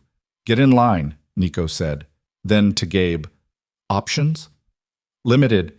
The chains are solid, the guards are professional, and Silas has at least 15 men in this building. Even if we break free, we'd have to fight through them all to get to Ivy." "Then we make them bring her to us." "How exactly do we do that?" Nico's smile was bloody and terrible. "We give Silas what he wants. We give him his show. We let him think he's won, and we wait for him to get careless." More footsteps, and this time Silas himself descended the stairs, followed by 2 men carrying camera equipment. He looked at his 3 prisoners with satisfaction, a cat admiring trapped mice. "I have to say, Nico, you really made this more difficult than it needed to be. All this drama in the square, the live stream, the public challenge. But in the end, here you are. chained in my basement like the animal you are. Where's my daughter? Safe. For now. Whether she stays safe depends entirely on how cooperative you're willing to be. Silas gestured to his men, who began setting up cameras. See? I'm going to give you a choice. Actually, I'm going to give you several choices, and the world is going to watch you make them. Every family that's ever opposed me, every upstart who thinks they can challenge my authority, they'll all see what happens when you threaten Silas Marconi. You're insane, Sadie said. I'm practical. Fear is currency in our world, and I'm about to make a very large deposit. Silas checked his watch.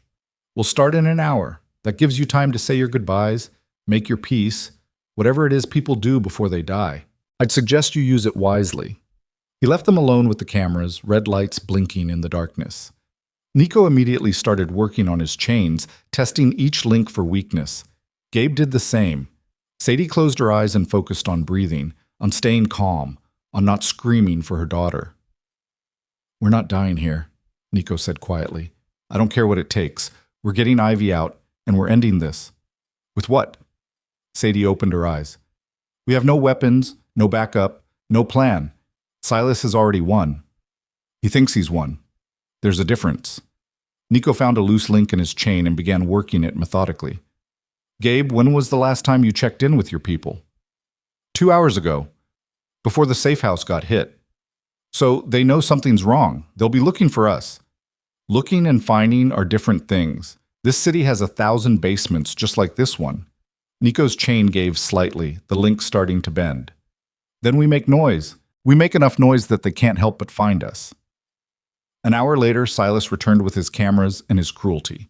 He'd changed clothes, dressed like he was attending a business meeting rather than planning multiple murders. He positioned the cameras carefully, making sure they'd capture every angle, every moment of suffering. Bring the child, he ordered. They brought Ivy down the stairs. She was crying, her face streaked with tears, but when she saw Sadie, she tried to run. The guard holding her yanked her back roughly, making her whimper. Let her go, Sadie said, her voice deadly calm.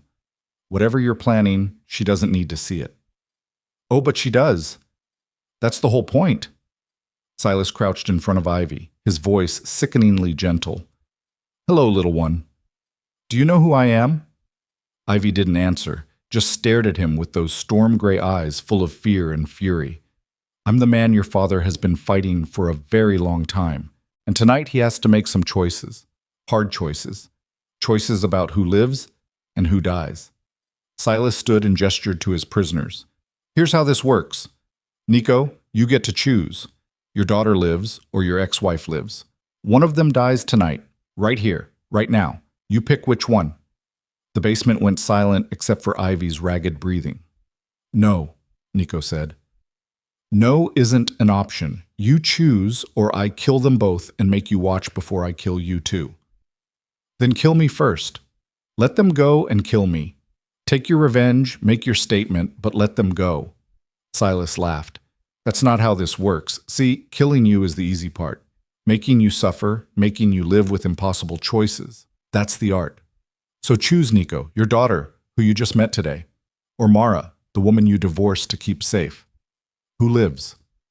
Sadie watched Nico's face, saw the calculation happening behind his eyes again, saw him measuring lives and probabilities, weighing his daughter against his ex-wife, and she saw the exact moment when he found the answer.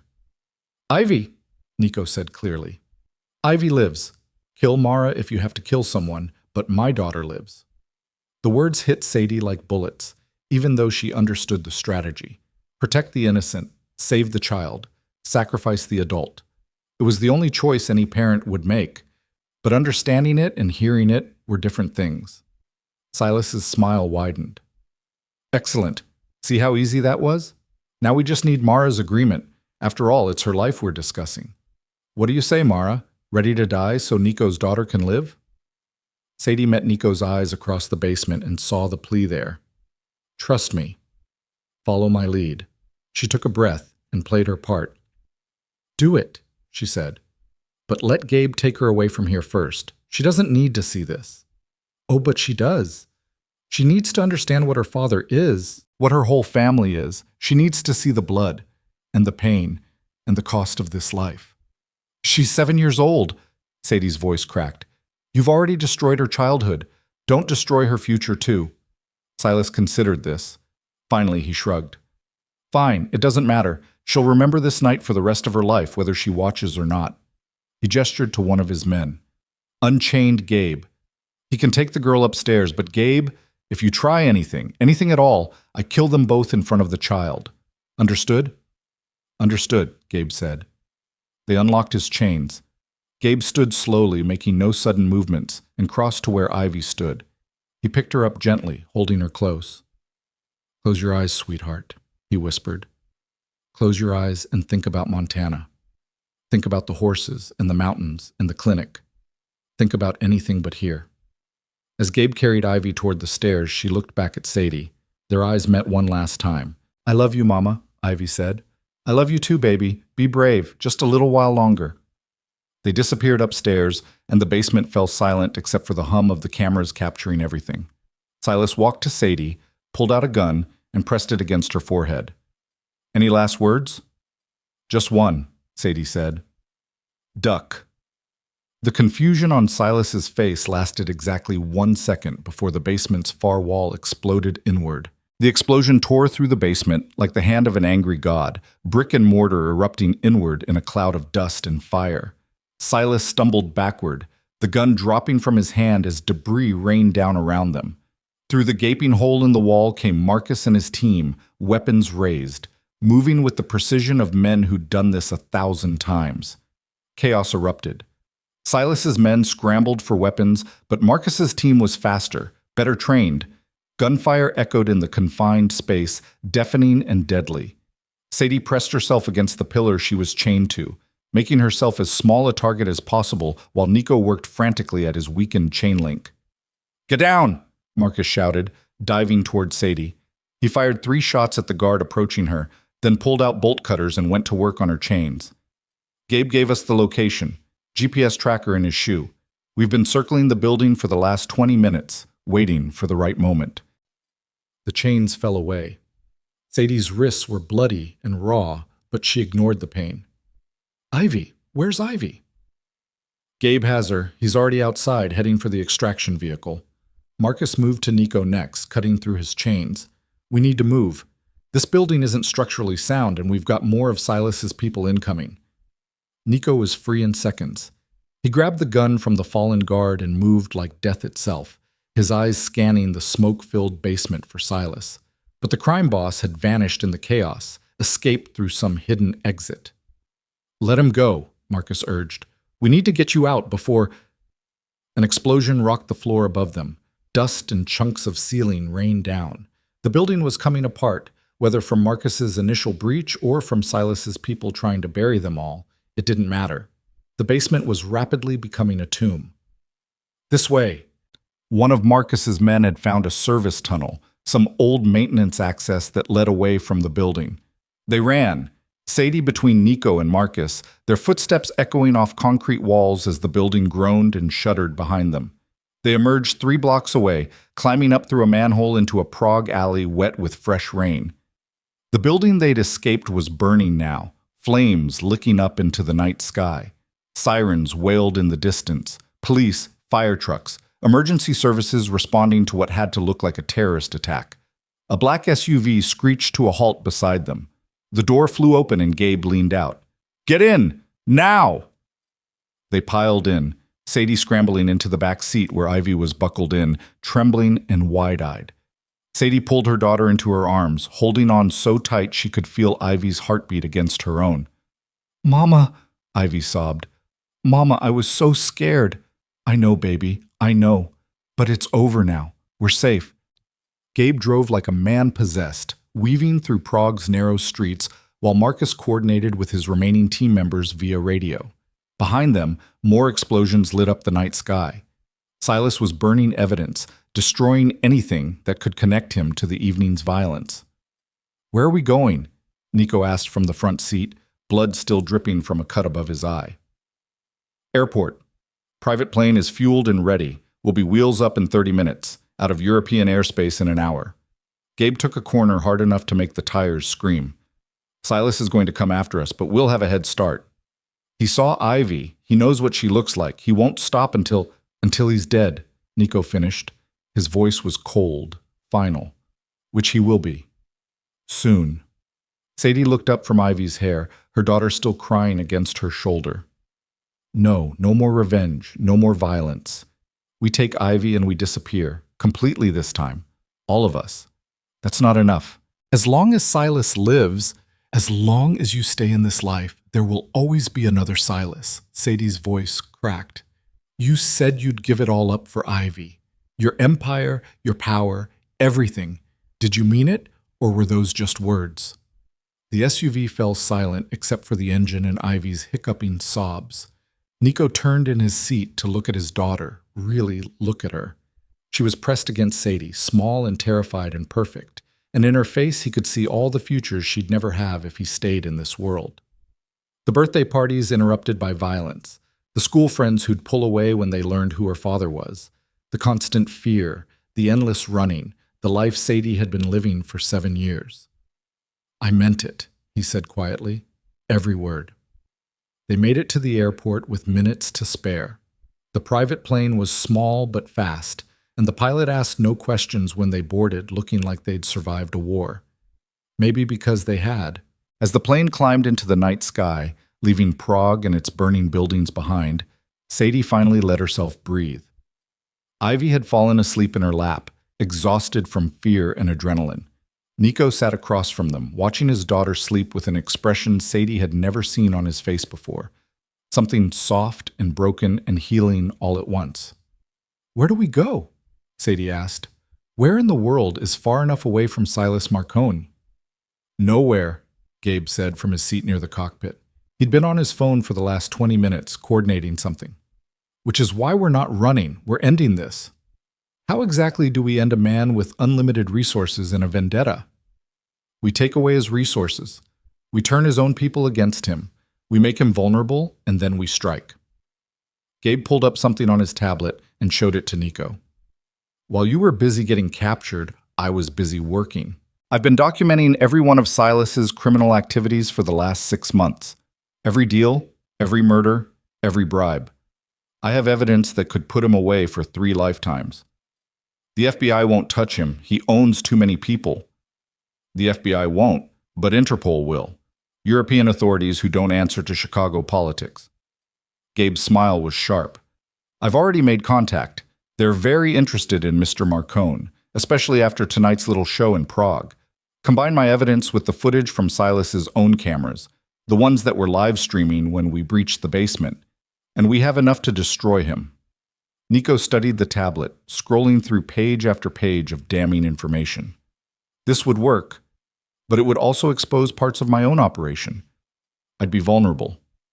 Only if you plan to stay in the life, but if you're really walking away, Gabe let the implication hang. Sadie watched understanding dawn on Nico's face. You want me to burn it all down? My empire, my connections, everything I've built. Sacrifice it all to take down Silas. I want you to trade that empire for something worth more. A chance to be a father. A chance to live without constantly watching your back. A chance to give Ivy the childhood she deserves. Nico looked at his sleeping daughter, then at Sadie. What do you want? It was the first time he'd asked her opinion about anything that mattered. The first time he'd given her a choice instead of making decisions for her. Sadie felt something shift between them, a rebalancing of power that had been tipped toward him for so long. I want Ivy to grow up without fear, she said. I want her to make friends and go to school and worry about normal things like homework and birthday parties. I want her to know her father, but not the crime boss. The man. The person you could be if you weren't constantly fighting to hold an empire together. That man might not exist. I've been doing this so long, I don't know who I am without it. Then maybe it's time to find out. Nico was quiet for a long time. Then he handed the tablet back to Gabe. Do it. Give Interpol everything. Burn it all down. I want out. The plane touched down in Montreal 18 hours later. They'd spent the flight making plans, calling in favors, setting in motion the machinery that would dismantle Nico Rinaldi's criminal empire and Silas Marconi's life simultaneously. By the time they reached Canadian soil, arrest warrants were being issued across 3 continents. Silas was picked up in Vienna 72 hours later, caught at a safe house he thought was secure. The evidence against him was overwhelming, and without Nico to fight, his reason for the vendetta evaporated into meaningless rage. He'd spend the rest of his life in a European prison, his reputation destroyed, his empire carved up by rivals who'd been waiting for him to fall. Nico's organization fractured without his leadership, the pieces absorbed by other families or dissolved by law enforcement. His accounts were frozen, his property seized, his legacy reduced to case files and cautionary tales. Everything he'd built over 15 years disappeared like smoke. And in a small town in New Zealand, as far from Chicago and Montana and Prague.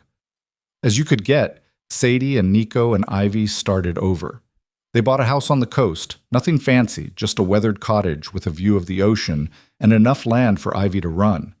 Gabe had helped them establish new identities, not Sadie Mitchell this time, but the Carter family, Michael, Anna, and Ivy Carter, ordinary people with ordinary lives. Nico struggled at first with the quiet. He'd wake up at 3 in the morning, instinctively reaching for weapons that weren't there anymore, checking for threats that would never come. He'd pace the house like a caged animal, unable to settle, unable to believe the danger was really over. But slowly, over weeks and then months, he learned to breathe. Learned to exist in a world where violence wasn't currency and power meant nothing. He learned to be a father, stumbling through it with the same intensity he'd brought to everything else in his life. He coached Ivy's soccer team despite knowing nothing about soccer. He learned to braid her hair after watching 36 YouTube tutorials. He read her bedtime stories with voices for every character, making her giggle until she couldn't breathe. Sadie watched him transform and felt herself transforming too. The fear that had lived in her bones for 7 years gradually loosened its grip. She stopped checking locks obsessively, stopped planning escape routes from every room. She opened a small veterinary practice in town, nothing like the clinic in Montana, but satisfying in its own way. She made friends, real friends, who knew her as Anna Carter and nothing else. And she and Nico circled each other carefully, 2 people learning to be something other than what they'd been. They weren't the young couple who'd married in haste, and they weren't the divorced strangers who'd met on Charles Bridge. They were something new, still being defined. 6 months after they'd arrived in New Zealand, Nico found Sadie on the beach behind their house. She was watching the sunset, her bare feet in the surf, her auburn hair blowing in the wind. He stood beside her in comfortable silence for a long moment before speaking. "I never apologized," he said, "for divorcing you, for making that decision without really asking what you wanted. I thought I was protecting you, but really I was just protecting myself from the guilt of dragging you deeper into my world. I never apologized either for keeping Ivy from you. I told myself it was about her safety, and it was. But it was also about punishing you for pushing me away." Sadie turned to face him. "We both made choices we thought were right. Neither of us was completely wrong or completely right. Do you think we can move past it, build something new? I think we already are.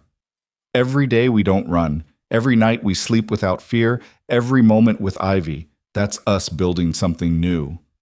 Nico reached out slowly, giving her time to pull away. When she didn't, he cupped her face in his scarred hands. "I'm not the same man you married. I don't have money or power or any of the things I used to think mattered. I'm just me, broken and trying to be better. Is that enough?" "It's everything," Sadie said, and kissed him. It wasn't the desperate, passionate kiss of their early days. It was softer, steadier, built on understanding rather than illusion. It tasted like second chances and hard-won peace. It tasted like home. They were married quietly 6 months later, just the 3 of them and Gabe, who'd flown in from wherever he'd disappeared to after helping them settle. Ivy wore a purple dress she'd picked out herself and carried a bouquet of wildflowers. She stood between her parents while a local justice of the peace conducted the ceremony on their beach, and when they exchanged rings, she clapped and declared it the best day ever. The rings were simple silver bands, nothing like the diamond Sadie had sold years ago. But inside Nico's ring, Sadie had engraved 3 words, "Until we meet again." Because they had met again, against all odds, and found their way back to each other through blood and fear and love that refused to die even when it should have. Years passed. Ivy grew from a little girl into a teenager, then a young woman.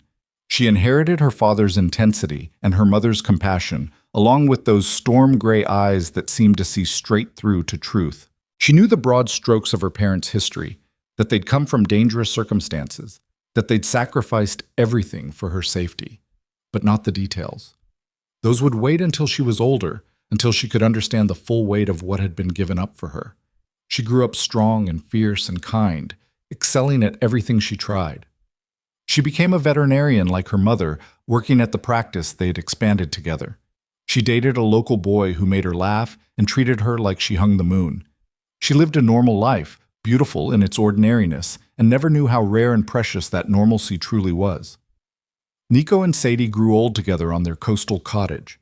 Their hair turned gray, their hands grew weathered from work, their faces lined with years of laughter and love. They renovated the house gradually, adding a greenhouse where Sadie grew roses, adding a workshop where Nico built furniture with the same precision he'd once applied to much darker pursuits.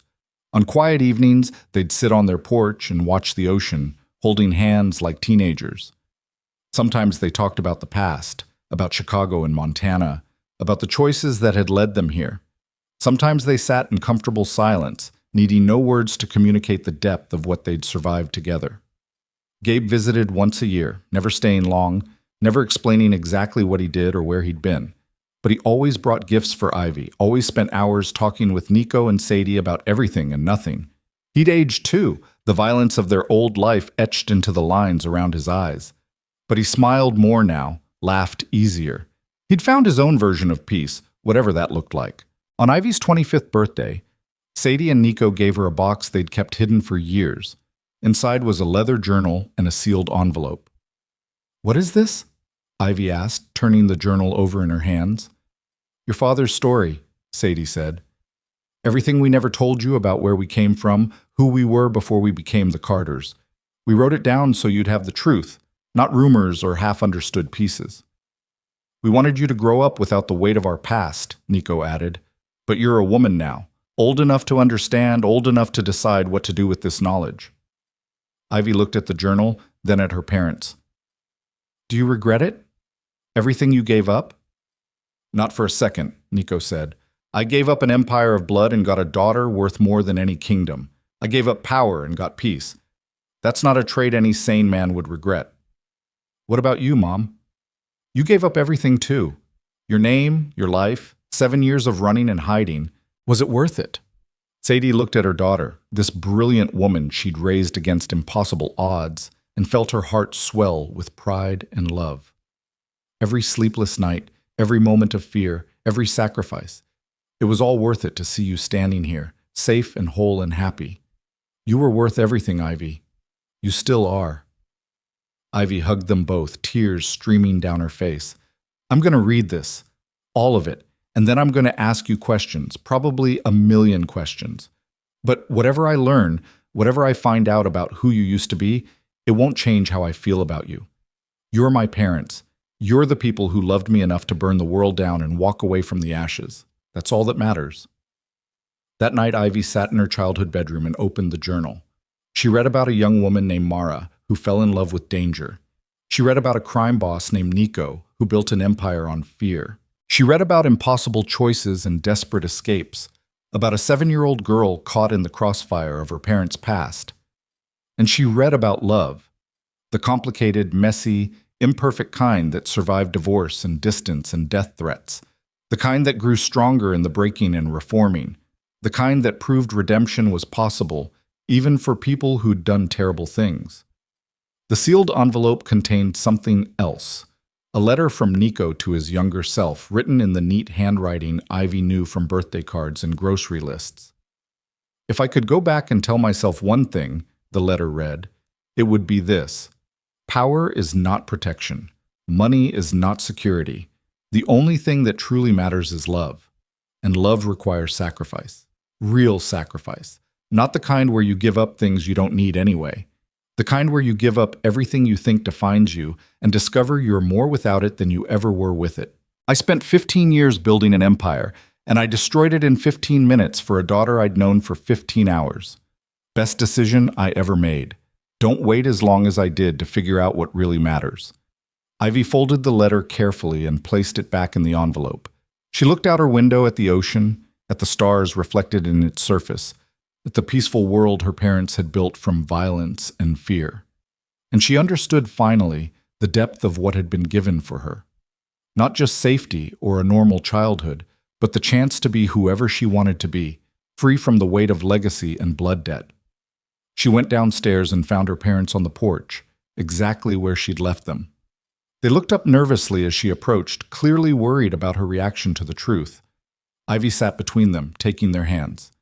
"Thank you," she said simply, "for everything, for the sacrifices I never knew you made, for the love that kept me safe even when I didn't know I needed protecting, for being brave enough to start over, even when it meant losing everything else." Sadie cried. Nico pulled them both close. They sat together as a family, watching the stars come out over the ocean, and let the past finally rest. 20 years later, when Sadie was 73 and Nico was 75, they renewed their vows on the same beach where they'd married the second time. Ivy stood beside them again, this time with her own children, twin boys with their grandfather's gray eyes and their grandmother's stubborn spirit. Gabe was there too, white-haired and moving slowly but still sharp as ever. The ceremony was simple. Just family and a few close friends, speaking words of love and commitment as the sun set over the Pacific. When the justice asked if they'd like to exchange new rings, Nico pulled out a small box. Inside was the ring Sadie had sold 7 years after their first marriage, the diamond ring she had pawned for cash to fuel her escape. Nico had spent years tracking it down, moving through pawn shops and jewelry dealers across 3 continents until he'd finally found it in a small shop in Montana. He'd bought it back and carried it with him ever since, waiting for the right moment. "I know it represents a different time," he said, sliding it onto her finger beside the silver band she'd never taken off. "A time when we were different people making different choices. But it's also proof that some things circle back, that what we thought was lost forever can be found again, that endings can become beginnings." Sadie looked at the ring sparkling in the sunset, then at the man she'd loved and lost and found again. "Until we meet again," she whispered, reading the inscription inside his band. "We already did," Nico said, "and we're never letting go again." They kissed while their grandchildren giggled and applauded, while the ocean sang its eternal song, while the world turned indifferent to their small, perfect moment of joy. 5 years later, Sadie died peacefully in her sleep, Nico's hand in hers, a smile on her face. Her last words were about the roses in the greenhouse needing water, ordinary and beautiful. Nico held her until morning, memorizing the feel of her hand in his, the peace on her face, the weight of a love that had survived everything life could throw at it. He lasted 6 months without her before his heart simply stopped, worn out from years of violence and stress, and finally, peace. Ivy found him in the rose garden, surrounded by the flowers Sadie had loved, a photograph of their daughter clutched in his hand. They buried them together on the hillside overlooking their cottage and the ocean beyond. The headstone was simple. Michael and Anna Carter, beloved parents and grandparents. Until we meet again. Only Ivy and Gabe knew the truth of who was really buried there, knew that beneath the ordinary names rested Nico Rinaldi and Mara Lane, 2 people who'd clawed their way out of darkness and into light, 2 people who'd loved so fiercely they'd been willing to die for it, and more importantly, willing to live for it. Gabe died 2 years later, his secrets buried with him. But before he went, he gave Ivy one final gift, a safety deposit box key and an address in Switzerland. Inside the box was enough money to ensure Ivy and her children would never want for anything, all of it legally obtained from investments Gabe had made on Nico's behalf before the empire fell. "Your father wanted you to have choices," Gabe's letter explained. "He wanted you to be able to help people the way he never could. Use this money however you see fit. Build something good from the ashes of something terrible. Prove that redemption is real and permanent and worth the cost." Ivy used the money to establish a foundation that helped domestic violence victims disappear and start over, just like her mother had done. She funded safe houses and new identities and fresh starts for hundreds of people over the years. She turned her father's blood money into lifelines for the desperate and hunted. And she told her children the full truth about their grandparents, not sanitized or simplified, but honest and complete. She told them about crime and violence, about impossible choices and desperate escapes, but she also told them about love, the redemptive, transformative kind that turned killers into carpenters and fugitives into healers. Your grandfather once told me that power is not protection, Ivy would say. He learned that lesson late, but he learned it completely. And because he did, I got to grow up free. I got to be whoever I wanted to be. That's his real legacy, not the empire he built, but the empire he destroyed so I could build something better. The cottage on the coast remained in the family for generations. Ivy's children brought their own children there, and those children brought theirs. The rose garden grew wild and beautiful, tended by hands that never knew the violence that had planted it. The ocean continued its eternal rhythm, washing away footprints and secrets and sins, leaving only sand and memory and the ghost of a love story that refused to end even after death. And sometimes, on quiet evenings when the wind was right and the stars were bright, you could almost hear it. The sound of two people who'd fought their way through hell to find each other, who'd sacrificed everything for a daughter who deserved better, who'd proven that even the most broken people can be redeemed by love strong enough to rewrite destiny. The hunt was over. The fear was gone. The story was complete. And in its completion, it became something more than just a tale of crime and escape, more than just a chronicle of survival. It became proof that endings are just beginnings waiting to be discovered, that love is the most powerful force in any universe, and that sometimes, against all odds and logic, the dangerous man and the desperate woman and the daughter who saved them both can find their way to happily ever after. Not the fairy tale version, where everything is perfect and nothing hurts, but the real version, where scars become stories and pain becomes purpose, and the family you fight for becomes the family you build, one ordinary day at a time, until those days add up to a lifetime of peace, hard-won and fiercely protected. That was their legacy. Not power or fear or the empire Nico had ruled, but the simple, profound truth that it's never too late to choose differently, never too late to walk away from darkness, never too late to become the person you were meant to be all along. And in the end, that was worth more than any kingdom.